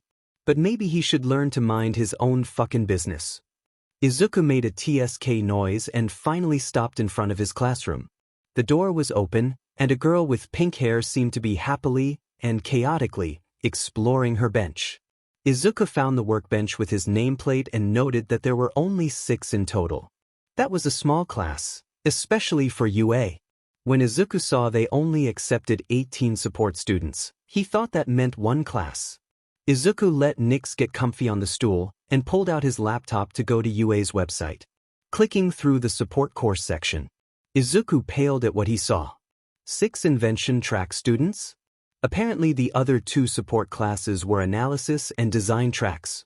Truthfully, Izuku thought those would all share a room and that each track would do all 3 specialties while working to perfect a specific one. Meaning Izuku is one of only 6 students going to make hero support items, and, well, he only planned to make civilian supports. Unless you count things for Mina. While he planned to make support items for her and possibly other mutants in the hero courses, if they were his friend, he didn't give a shit about most heroics anymore. So basically, he took up a spot at UA for nothing. What would his teachers say? Izuku gulped as the rest of his class filled the room, shooting him and Nyx looks. He was screwed. As the rest of the class began to trickle in, Izuku got some weird looks. He chose to ignore them for the time being, instead focused on his stool. Nyx seemed content to lay on it, but he wasn't exactly pleased with it. A bench would be better, he was sure of it. There was no room for him on the stupid stool anyway. He jumped up to sit on the workbench. The workbench, which he was hoping he could make some major revisions to. It was so simple. Not at all like his own beautiful, lovely, outstanding bench back home. Hey, Greenie. Izuku felt his hair and fur stand up, and he bared his teeth with a hiss at the girl who had run up behind him, watching as Nyx yelped and jumped up onto his lap. Why do you have a cat? Does she help with your babies? What about why dash? Izuku narrowed his eyes at her. Why does it matter to you? You're scaring her. Izuku kept his teeth showing, trying to be as intimidating as possible. Go away. Izuku almost felt like he should be less harsh, but he looked at the girl. She still stood with a stupid smile, seemingly unfazed by his own harsh words. His frown deepened. No physical mutations, apart from her pupils looking like crosshairs and pink hair. He should find out her quirk soon, at introductions, if they do that at UA in the same way they do at other schools. Izuku hissed at the girl again, and she just grinned wider. Go. Away. Izuku turned his head and looked back towards the front of the room, hoping that would make her leave. It didn't. Until Power Loader finally came into the room, the pink-haired girl spent her time flitting between him and the other 4 students. She was dead set interrogating them about their babies and their methods, about their motives, and about what they wanted to do with their inventions in the future. When she was asked her name by a dark-haired girl who she had been bothering, the girl announced something about Hatsum Industries and continued her loud ranting. Well, she didn't really stop when their teacher arrived. Power Loader had to basically yell over her to get her to stop bouncing around and sit down. After that, he cleared his throat and kept a keen eye on her. Izuku noted with much displeasure that the only time the teacher's eyes left her, they focused on him. Just lovely. Well, now that we are all settled, I thought we would start up with some introductions before we head to the orientation assembly. Any volunteers to go Phi Dash? The pink-haired girl once again leapt out of her seat, rushing from her seat behind Izuku and Nyx to stand up next to the teacher. Hello. My name is Hatsum Mei, future CEO and founder of Hatsum Industries. I'm sure we'll all get along great. My quirk is called Zoom, and lets me zoom in on things I can see. If I try hard enough, I can see things up to 5 kilometers away. Loud but quick and to the point. Izuku was impressed she hadn't. I'm so excited to be here. I'm going to make so many babies, and you could all be future employees of my industry. Now, Greenie, tell me why you have a dash. Ahem. Power Loader placed a hand on the girl's shoulder and raised an eyebrow at her. Hatsum shot him 2 thumbs up and bounded back to her seat. Izuku couldn't help but wonder if that girl ever just walked, or if she was always bouncing like that in one way or another. She reminds him a bit of Mina. More bubbly but similar. Next up was the girl who had originally asked Hatsum her name. Hello everyone. My name is Furei Semena, and my quirk is called quantity control.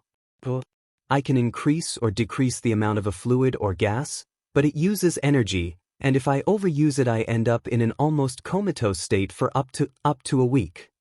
Power Loader gave the stuttering girl a smile and a nod when she turned her head to him.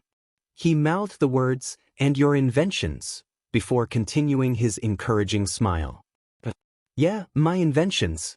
I work mainly with things like engines, because I can use my quirk to give myself a basically infinite supply of oil and gas.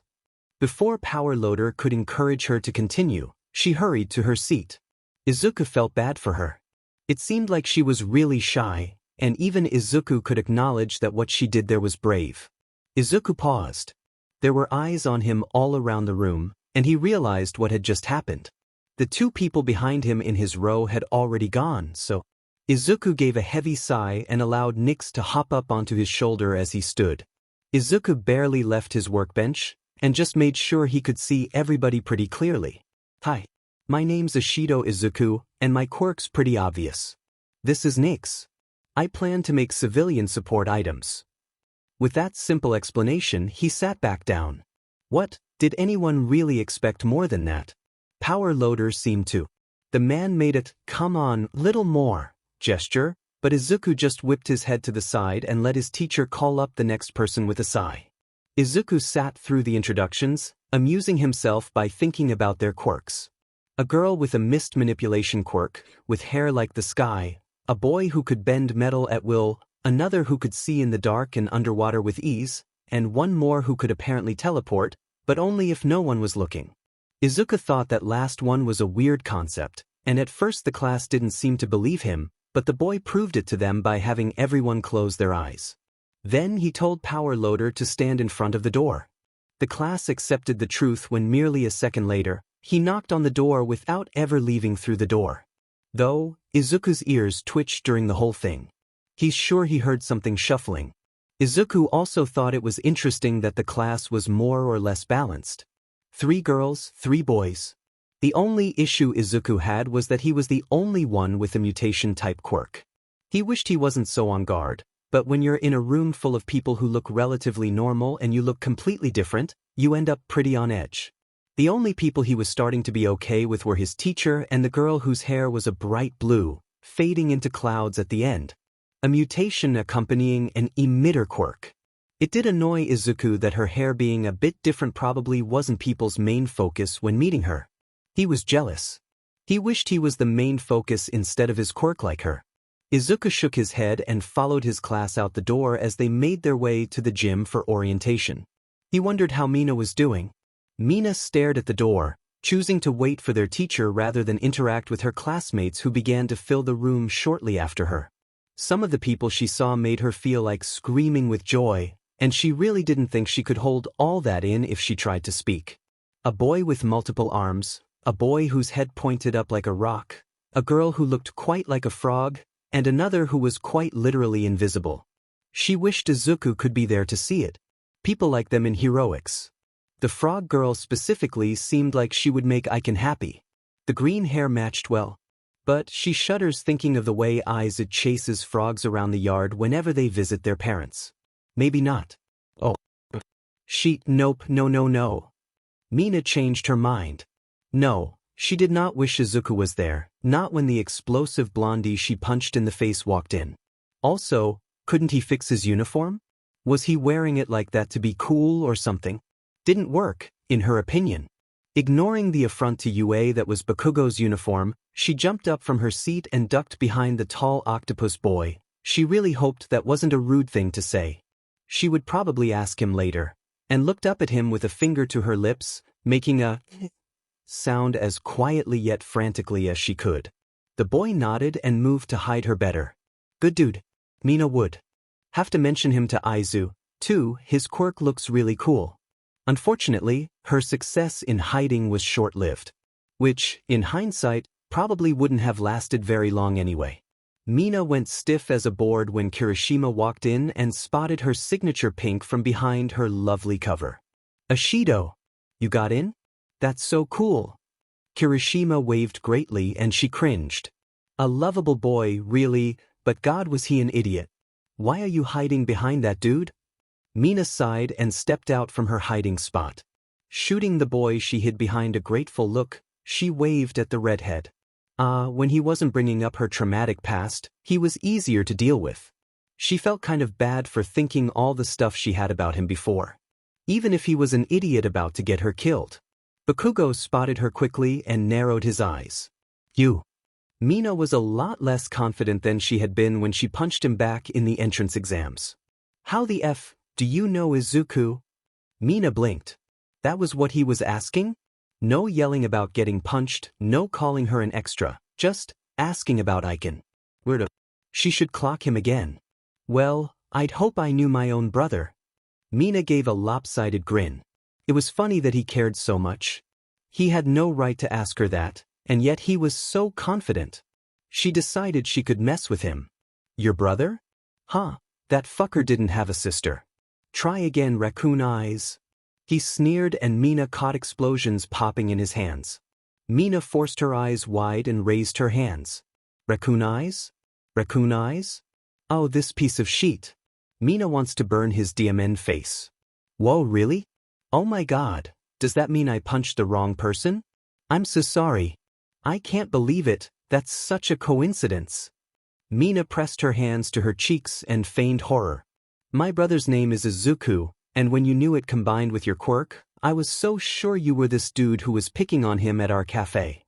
Bakugo's eyebrows are knitted together. What the F are you dash? Mina heard something at the door and rushed to her seat, throwing Octoboy another shushing motion, giving him a thumbs up when he nodded and sat down in his seat. If she's right, the teacher coming in won't like them being noisy this early. Mina watched, eyebrows raised in amusement, as a yellow sleeping bag creeped its way into the classroom. She knew she had seen Aizawa-san. Aizawa-sensei? Anyway, she knew she had seen him the day of the entrance exams. Aizawa. Erase her head. No. As her teacher. Mina paled. This school year was going to be even harder than she thought it would be, wouldn't it? Maybe if she ups the caffeine in his coffee and helps him get closer with Nix, he'll be a bit more forgiving, but, well, probably not. Go somewhere else if you want to play at being friends. The muffled voice of the underground hero shook the classroom, and all the chattering in the room ceased quickly. Not quickly enough for Aizawa, it seemed. This is the hero course, not some daycare. It took 8 seconds before you were quiet. Time is limited, you kids aren't rational. He met eyes with Mina and she raised an eyebrow with a grin. The man sighed, as if realizing his year was going to be a lot more difficult than he expected. She rested her head on her hand and listened to the whispers in the room. A teacher? So that means that person is a pro hero? But Mina tuned them out after that. Being a pro had nothing to do with looks, and she hated that they went to that right away. Obviously their teacher was a tad bit worn out, but that had nothing to do with his skill. She knows it. Eraser can do some awesome things, when he's awake enough to do them. Bit sudden, but put these on and get out to the field. But Sir Dash. The tall Ingenium Mini-Me started, but was cut off by Mina shooting him a glare. This was Yue. Did he think he'd get anywhere at all arguing with their literal hero teachers? Idiot. Dumb, so stupid. He reminds her of a robot. Mina sighed. This was going to be a Luong year. Toga Himiko has never been one to sit idle. She gets bored far too easily. So, while both of her people are out on their first day of school, well, she doesn't have much to do. She promised Izuku she'd mind the cafe while they were out, and she was at first. Then, as the breakfast customers got slow, she turned to playing with the kiddies instead. Disco has always been her favorite. He's a good boy. She's giggling at the cats when the bell rings and someone stumbles inside. She looks up, blinking, when she sees a man covered in burns and stitches, panting and bleeding. She is CKS in a breath. She has blood bags in the back. She can't jump a random injured customer. Besides, he's not even cute. Himiko stands up and sighs, grabbing the man and letting him lean on her shoulders. Hey, you're making a mess. She whines at him. Having been on the streets for so long, she's no stranger to messy, bloody people. She drags the coughing man over to a booth hidden from the window and haphazardly drops him into it. She walks over, flips the sign on the door to closed, and clicks it locked. She walks back to the booth, hands on her hips. You got my sweater all bloody, and I'm gonna have to mop. She's pouty. Everyone looks prettier all bloody, but Izuku has told her how unsanitary it is to have all over herself and the cafe. The man coughs and looks up at her, unamused. Sorry that I couldn't bleed internally then. He deadpants, the best he can manage before delving back into a coughing fit. Himiko grins. Today had been so boring, but it seems to be turning around now. Oh, she wonders how Izuku and Mina are doing at school. Probably not having nearly as much fun as her. Himiko dabs at the stab wound with a cloth from the back, humming happily. She had been adamantly turned down when she asked about bringing him to a hospital. She didn't really try and push. Your roots are growing out, she says idly as she cleans the wounds. He stills, looking immediately even more guarded than he already was, and that's saying something. That's Dash. I'll grab hair dye from the corner store when I'm done this and I can fix it for you, she says happily. She loves making friends. This is so fun. The man deflates a bit and sighs. Yeah, you do that, kid. Ain't gonna ask any questions? Jesus gruff. Himiko looks confused. Why would I? She doesn't really see anything odd happening here. The man grins at her. You're fucking insane, aren't you? It's Himiko's turn to look offended. I'm not. You take that back, or I'll dig this cloth into one of these holes. And he laughs, hearty, before coughing and sputtering as the movement irritates his stab wounds. Himiko feels her heart swell. Her first friend, other than Izuku and Mina. She hisses in a breath at the blood-soaked cloth. When she leaves to get hair dye and bandages, she's sipping on a blood bag. No drinking her new friend's blood without asking, She repeats in her head over and over again. As she shoves a shower cap on Dobby's head to prevent making a mess while the black hair dye sits in his hair, she tries to think of a solution to the fact he's very shirtless right now. You could borrow one of my sweaters? You bloodsucker, how could I fit in any of yours? He huffs, amused at the suggestion. Himiko pouts. Maybe an apron for now. I need to reopen and you'll scare off customers. He scoffs. What, because of the burns? In mosquito, I didn't know you'd do me like that. Himiko rolls her eyes. No, because you aren't wearing clothes. Dummy. She throws one of their aprons at him. It'll cover you a bit. He rolls his own eyes, but is still smiling until he looks at the apron properly, face scrunching. Pet the cook. He deadpants, looking at the frilly blue apron, covered in cat decal. Himiko shrugs but snickers behind her hand. Oh no, that's our only apron. How sad. He gives her a look. I can see a plain black one right behind the counter. Himiko hits that one off the hook and kicks it under the stool. I don't know what you're talking about. Sure, you bat. Ah, shut up, Staples. They both smile. Himiko then slides him a plate with a crepe, chocolatey, with banana. You're paying for that next time you're here. She warns him. Izuku would kill her if she started giving away all their food for free. Next time? He says with mirth. Who said I'd come back? You'll come back or your next stabbing will be from me. Himiko huffs, rolling her eyes. He bellows with laughter. When Himiko reopens the cafe, they aren't that busy. Every time someone comes in, they stare at Dobby and his crepe before asking to take their pastries to go. Himiko huffs. Good riddance, she doesn't want anyone around if they can't handle a few scars and a tall man in a frilly apron. She's still giggling every time she looks at him and his stupid apron. He flips her off multiple times. After the average lunch rush, she sits on the counter. She bets Izuku and Mina have already made new friends, too. Well, she bets Mina has. Izuku has probably, bitten someone by now. You remind me of my brother. She tells Dobby, matter of fact. You're grumpy. I'm not grumpy, Bat. Dobby scoffs. I am sufficiently hardened. Sufficiently hard, Himiko snickers. Dobby glares. Hardened. Hardened, not hard, you dummy, he protests the giggle. Himiko cackles. Shouldn't you be in school, you brat bat? He huffs at her, drinking the coffee she had made him, another hit to his new tab. She gives him a blank look and gestures to all of her. Do I look like I stayed in school? He raises an eyebrow. What? Yeah, kind of. She blinks and then laughs a bit. I'm kind of wanted by the cops. Probably best to not go back. Can't even officially be on payroll here, but Aizu pays me anyway. He sits and stares at her, then delves into a belly laugh. On the run?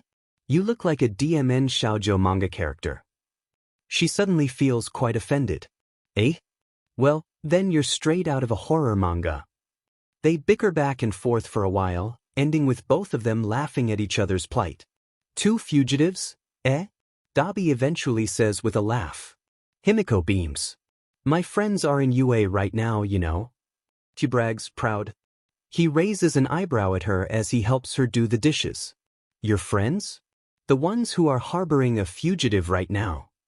He gives her a look, passing her a plate to dry. She dries the plate meticulously. Well, only one of them is going to be a hero, so it's okay, I think. She waves a hand at him. He lets out a gruff laugh. What kind of hero keeps a vampire bat? She waves the cloth at him. Oh, shut up, what kind of adult needs a bat to patch him up? What kind of villain downs a choco banana crepe that fast? She glares. He holds up his hands in defeat. Okay, you've made your point. But, do you know who any of their classmates are yet? He says idly. He seems to be thinking of something as he washes a cup. No, it's just the first day. I'm sure they'll tell me when they're back why. Himiko is quite curious. He seems to have been thinking of someone. It's nothing. He shakes his head as if clearing his thoughts. Only one's going to be a hero, huh? What about the other? Are they Gen Ed? Aizu is in the support course. He wants to make items for civilians, like you and me. She beams. Maybe he'll be able to help you with your quirk a bit. Dabi doesn't respond, but nods slightly. Himiko takes that as a sign to drop the subject. She's never been the most observant, but this time it feels pretty clear. I'm glad you came into the cafe bleeding all over the place. Jesus cheery. He laughs at her. What? I said what I said. She's quite proud of herself. You're insane. He rolls his eyes. You're a weirdo. I'm not a weirdo. I'm serious. She huffs, flicking bubbles at him. He sputters, then grins, eyes gleaming. Oh, you started it. Himiko bursts into giggles as water splashes over her. Hey, don't make a mess. Izuku's tail sways and his ears swivel. He taps his pen in boredom as Power Loader talks on and on about the lab rules. He should probably be listening, but, well, the room was pretty loud. His ears are sensitive, and he can hear every little sound. Furesu tapping her foot, the rustling of papers while the teleporter looks through his plans, Hatsum cracking her knuckles and impatiently mumbling. Izuku bites his lip. He can't fault her for being impatient, really. He's just as impatient. Yue's labs are sure to have much better technology than he has at home, and he's so ready to make Mina more tech. At the moment he doesn't have much plans for civilian items, so he'll get Mina all decked out first. Does everyone understand? Izuku's ears perk up when he hears Power Loader finish. His tail flicks and he nods. He hears the others agree, and reaches out to lazily pet Nyx under her chin. Power Loader nods. You can start checking out the tools you have at your workbenches. There's more here, but you'll have to specially request the material if you don't already have I-. And with that, the room is alive again. Hatsum squeals in delight as she looks at everything. Izuku himself can't help but hum in appreciation for the tools and supplies he has access to. I wonder if I can make Mina better bottles for her chemicals, he mumbles to himself. Or maybe, Izuku's tail sways as he looks everything over, happily checking out what he can use and trying to come up with plans for Mina's gear. After a bit of time, the bell rings and reluctantly, Izuku and his small group need to join up with the business class to start regular classes. They have English with present mic, it seems. The rest of the morning classes fly by, and Izuku finds himself in the cafeteria looking for Mina. He lights up when he sees her talking to a tall boy with multiple arms and a frog-like girl. Mina! He grins when he makes his way over to her. Nyx purrs and quickly jumps to her shoulder, causing the other two to look at her. They don't question why Izuku has a cat, however. How have your classes been? Is everyone being nice? He immediately starts to fret over her, looking her up and down as if expecting to find some sort of injury. He grabs her face and turns it side to side. I'm fine. She sighs, grabbing Izuku's wrists to bring them away from her face, but it's light. It's obvious she expected this. This is Shoji and this is Azui Dash.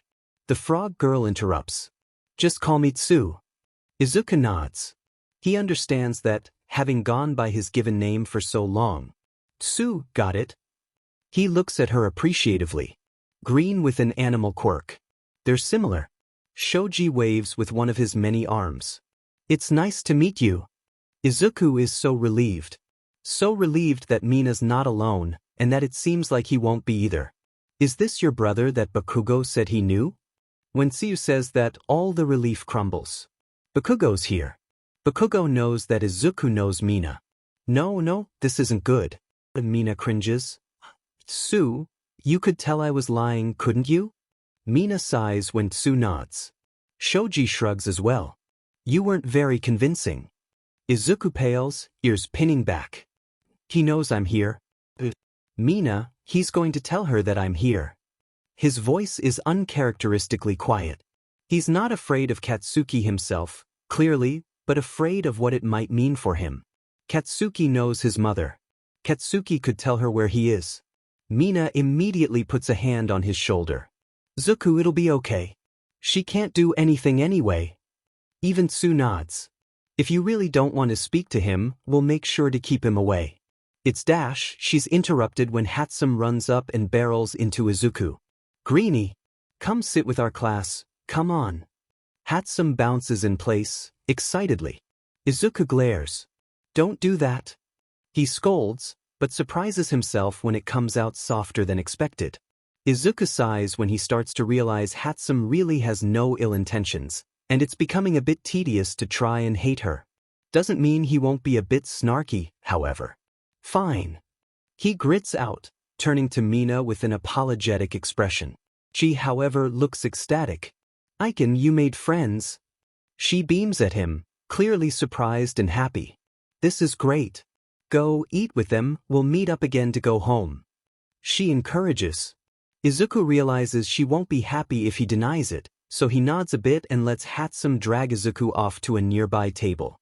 Shoji watches Izuku leave and then looks over at Mina. You two are twins? He asks with an eyebrow raised. Mina laughs. Would you believe me if I said it's because we're fraternal? She grins, being met with an eyebrow raise from Tsu. He's adopted. We count ourselves as twins, though. If anyone ever asks either of you what he looks like, say that we're basically identical. Makes it funnier. Tsu laughs as well now, letting out a little rib bit at the beginning. Ochako sits down at the table Class 1B had claimed for themselves. She's pretty happy to be able to sit with everyone and speak, but when she turns her head her eyes flicker over to Ashido, and her eyes widen. She recognizes her. That's one of the kids who runs the cafe that her Abakan likes.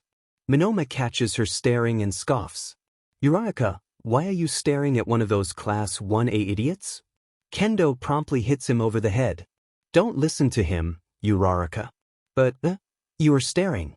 Do you know her?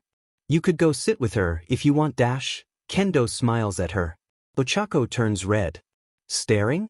I'm not staring, I dash. She waves her hands around trying to explain herself, and doesn't notice as she starts to float. I'm not staring at all. Just, looking over at the other tables. Yeah. The competition. Yeah. I'm not dash. Kodai puts a hand on her arm. Uraraka. Ochako gasps in realization and deactivates her quirk, falling back to her seat. Sorry. She mumbles, embarrassed. Kodai pats her arm lightly. The two had been happy when they found out their quirks deactivated in the same way earlier, and they're becoming friends, it seems. Minoma rubs the back of his head, grumbling, and Ochako glances back at Ashido. Her cheeks tinge red again, and she looks away quickly. Her classmates don't seem to have noticed, going back to conversing amongst themselves. Why did she have to be so cute?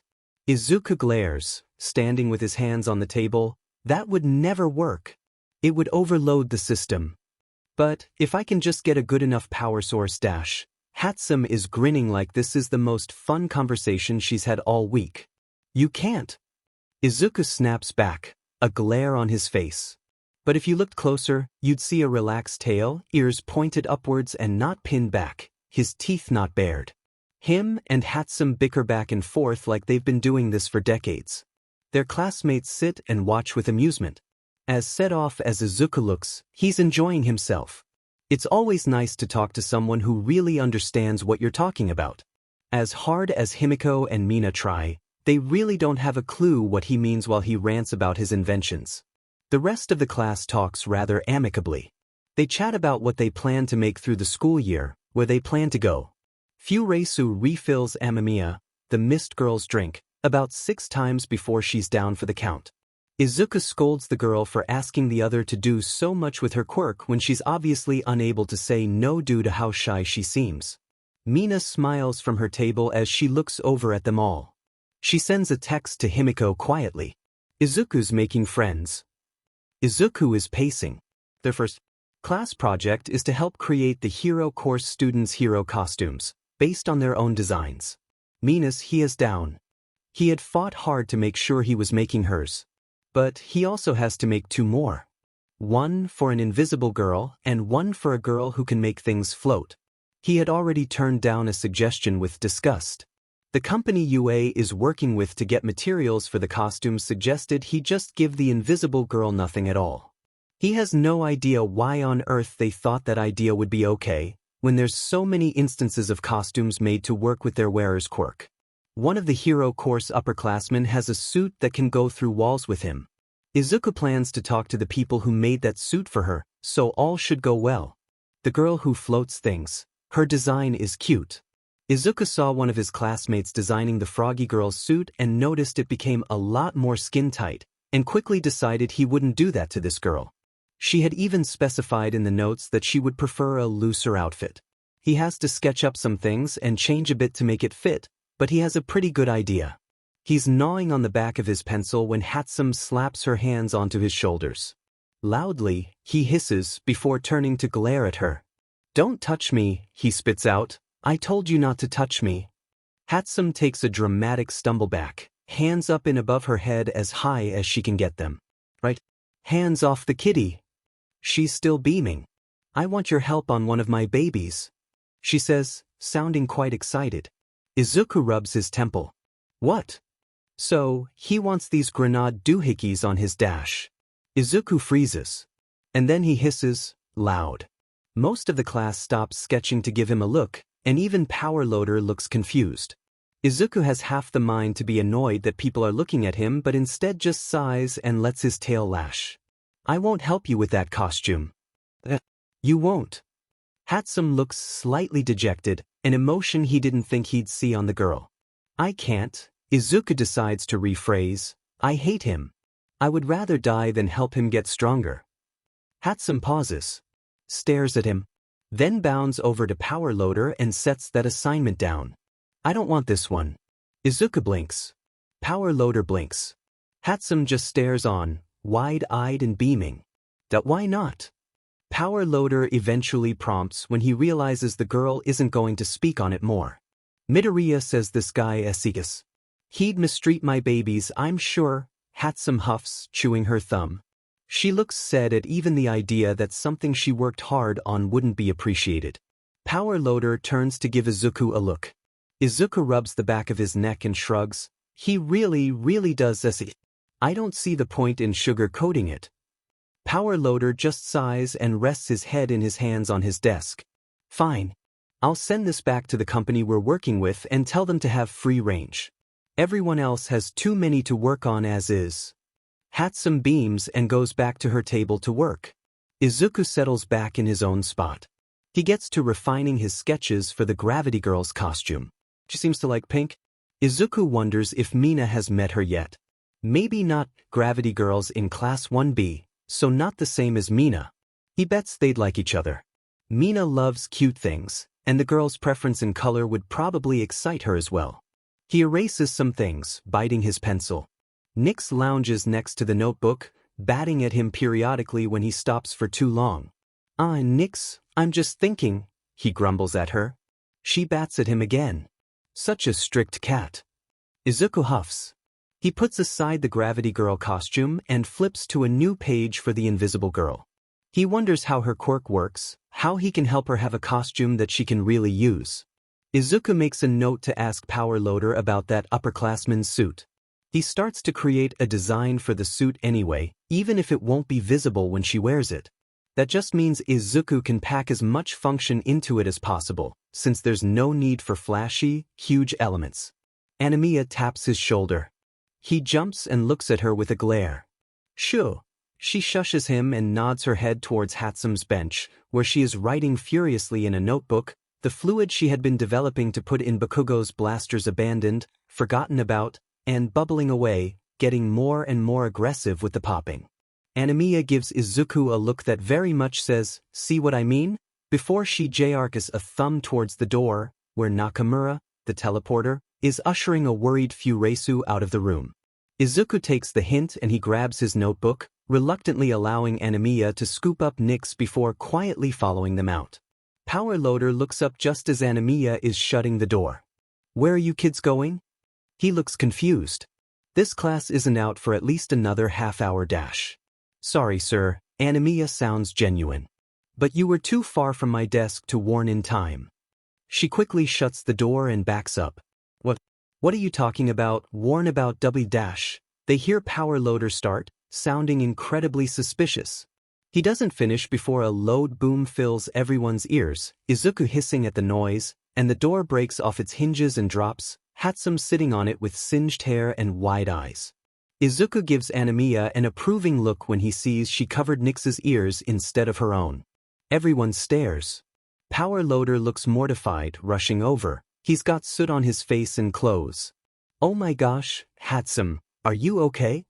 What dash? He's panicked. Izuku cuts him off by snickering. Hatsum's face and hair, they're covered in soot. He can't help but giggle about it. She doesn't seem hurt, so he's sure it's fine. Everyone looks at him, wide-eyed. But then Hatsum cackles, laughing louder than Izuku had been. Amazing! Did you see that? It worked. I'm sure I can reuse that somewhere else, Boom. She makes pow noises with her mouth, miming an explosion before falling onto her back and laughing harder. Power Loader stops talking before sighing, sounding quite defeated. Furesu, bring Hatsum to the nurse. I have to go tell Nedzu we need a new door. Anemiya shakes her head with an amused scoff, and Furesu seems to be fretting over Hatsum, who is just going on and on about what she just did. Izuku can't help but smile slightly. Maybe his classmates aren't so bad. This might be a lot of fun. As soon as the day ends, Izuku meets back up with Mina. He listens to her rant about her day as they walk home. He's so annoying, Izuku. He's loud, but not a fun loud, a rude and obnoxious and... She groans, face buried in her hands. Izuku has a hand on her arm to pull her out of the path of obstacles and other people. She isn't quite paying attention. Izuku is really trying to be the best brother he can be. You know, listen, relate. But, well, his day was kind of nice. His class seems more focused on technology and creating than quirks. None of them really cared about his quirk. They cared about his inventions. His ears twitch. He wants to go out tonight. It seems he said that out loud, because Mina pauses her rant. Eat first, she says, but she's smiling. She pushes him through the doors of the cafe where Himiko is hitting a man with an oven mitt. What the? I didn't even take that many. The man defends himself, arms up to try and block the mitt. Any is too many. Himiko is pouting, trying to get him with the mitt. Beside her is a tray of cookies. There's 10. Usually, that wouldn't seem weird, except all the recipes Izuku keeps around bake a dozen. Mina and Izuku stand in the doorway, both with a puzzled expression. Izuku whispers to Mina, "Who's that?" He's quite confused. No idea. She whispers back, "Is he shirtless?" Her eyebrows furrow. Izuku raises one of his. Yes. He's even more confused. His second impression is the scars. Not a mutant, but scarred enough he's probably treated like one. His lips purse and he sighs, walking up to the counter. Let him have the cookies, Himiko. I'll go buy a sweatshirt in his size if he's staying. The man jumps at the sudden realization that Izuku and Mina are in the room. Himiko seems like she noticed as soon as they showed up. He's had too many already. She defends her attack. The man quickly switches from surprise to indignation. Have not. He frowns, arguing. Mina snorts and goes to the register to grab some cash. You eat something then? She glances at the man with hesitation. Get ready. I'll go get him a shirt. Izuku nods and gives her an appreciative smile and heads up the stairs. He takes his minute to shake off, relax a bit. His shoulders slump, not bothering to keep his posture perfect. His ears relax, he sighs, and he grabs his vigilante gear, grabbing his yo-yos and sliding out his window to the fire escape. He settles his mask onto his face as he climbs onto the rail, and he leaps. Izuku cheers and laughs as he runs across the rooftops, hands hitting the pavement and helping him really leap across the gaps. He's dramatic with it. Cartwheels, flips, a back handspring. He needed this. He needed a run, he needed to just relax. He always feels the best when he's alone. He loves Mina, loves Himiko. He loves talking to them, loves being around them. But to be alone. There's not even that pressure to speak and to relate and to be kind. He can be mean. He can think mean thoughts, can fight dirty, can be rude and rash. He has a lot of fun getting his yo-yo wrapped around things, swinging. He has fun testing his enhancements, jumping as high as possible, landing from heights a normal person would hurt themselves from. He practices his balance, walking on his hands, seeing if he can stay upright with only one hand on the ground. He does the splits, he does a back bend, he touches his toes. He grabs a fallen piece of metal bar from a fire escape and sees how hard he can swing it, tests what metal would feel like in his hands. He spins and hums. He flips and jumps and runs. Anything he can do, really. Izuku isn't a guy who usually plays. He doesn't usually let himself decompress like this, can't just exist with zero pressure. He's too focused on how he appears, how he's perceived, how others may speak to him. But when he's alone, he can just exist. He can play, he can run, he can relax. So he has fun with it. Izuku relishes in that feeling. Until a slight change makes him pause. He comes to a stop, standing on the edge of a tall building, letting his tail sway and ears twitch. His eyes close for a minute, and he listens. Because he's not alone. Not truly, not fully. His ears pick up quiet breaths, fabric being blown slightly by the wind. Shuffling feet, the feel of eyes on his back. Stop following me. I haven't done anything wrong, yet, have I? He hums, voice slightly distorted by his mask. He's annoyed at the interruption, and a bit embarrassed at the state he's been caught in. Eraserhead raises an eyebrow at him, walking up to stand beside him. I think endangering yourself by hopping buildings could be considered wrong. Izuku rolls his eyes. Have you even seen me trip? I'm fine. Nothing illegal. Eraserhead snorts but seems quite amused. Yet. He shakes his head. He seems calm. I'm not here to arrest you. But I am here to say, stick to this area of the city. Underground heroes and vigilantes tend to get along. You help us, we help you. Above-ground heroes won't give you the same courtesy. Izuku rolls his eyes but nods.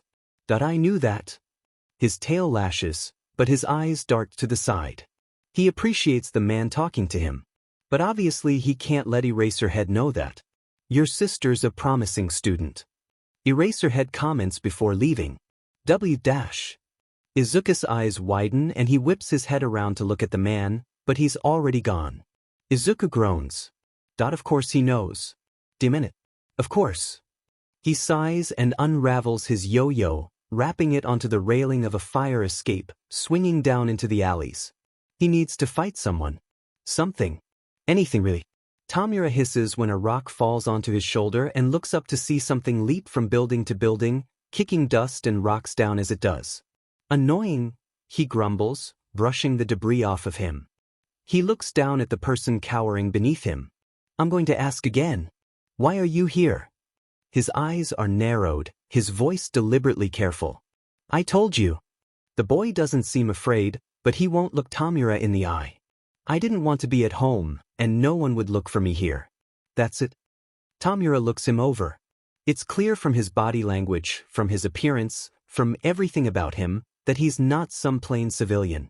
This is a boy who has been training, perhaps for a long time. He purses his lips. Well, do you drink? Yes. The boy's eyebrows furrow and he scoffs. No. Do I look like I'm an adult? Tamura rolls his eyes. Obviously not. But you should come in for one anyway. He walks into the bar. The boy stands up and stares at the door as it's held open for him. He tilts his head, considering, thinking. Somewhere warm to hang out while he avoids going home. It's somewhere nobody would ever look. It's somewhere he'd be in so much trouble for entering. Shoto walks inside. The door closes behind him. Shoto makes a face when he first sips the whiskey he'd been given. So gross. This is disgusting. He says rather bluntly. You drink this for fun? You like this? Shigaraki snorts, seemingly amused by Shoto's confused disgust. Most people don't drink it for the taste. Give it here if you're going to waste it. He goes to snatch the drink but Shoto picks it up and holds it almost protectively. He frowns. No, it's mine. Shigaraki raises an eyebrow, but he's certainly amused. You weren't going to drink it, though? Shoto hesitates. It's true. He won't drink it. But he never gets to just have something of his own. His clothes aren't his own, they're chosen for him. The way his hair is styled, it's not his. The school he goes to, it wasn't his choice. The job he'll have one day, it won't be his. Even his quirk, it's not really his. So if he has something, he wants to really have it. He wants it to be his until he decides it isn't. Shigaraki doesn't push. He waits. Shoto can tell he wants to push. Can see his fingers twitch, clad in artist's gloves drumming against the counter. Can see how his lips purse, how his eyes focus on the drink. He's clearly not used to being refused or hearing no. He's a little amused by the way Shigaraki so clearly wants to just snatch the glass, if only to possess it for himself. But he waits. He taps his foot and he stares and he frowns, but despite it all, he waits. Shoto isn't really used to people waiting and listening. He lets the silence go on for another minute, taking in the fact that he gets to wait, before he slides the drink towards Shigaraki. You can have it now. He decides, having kept it for long enough. He knows he's being stupid. He's testing how stupid he's allowed to be. Shigaraki seems annoyed that he had to wait at all, but he takes it and takes a sip. Took you long enough. What do you actually want to drink, then? Shoto frowns and cards through options in his mind. What does he want? What is he like? That I don't know. Water. He ends up saying, but he's still frowning. He really doesn't know. He probably should, shouldn't he? Shigaraki gestures to Kurogyri. Water. He says bluntly. Kurogyri gets the water but doesn't place it down, waiting. Shigaraki stares up at him. Kurogyri stares back. Shoto feels like he's intruding on something. He looks between the two, previously under the impression that Kurogyri works for Shigaraki. Please. Shigaraki eventually mutters. The glass is set down then slid over to Shoto. He quickly changes his mind. It seems Kurogyri's the real boss here. Shoto looks around the bar. Dingy, small, he probably shouldn't feel very safe. He feels very safe. They chat for a while, with long pauses of silence that would usually feel awkward between strangers, but here, they don't. They feel calm. Eventually, though, the subject floats around to heroes. I hate them. Shigaraki is steadfast, dramatic as he leans back in his chair and throws his hands up, speaking with them. They're the glue in a system made to reject others. They hurt their own people to save strangers. Disgusting. The reason for weakness in this society.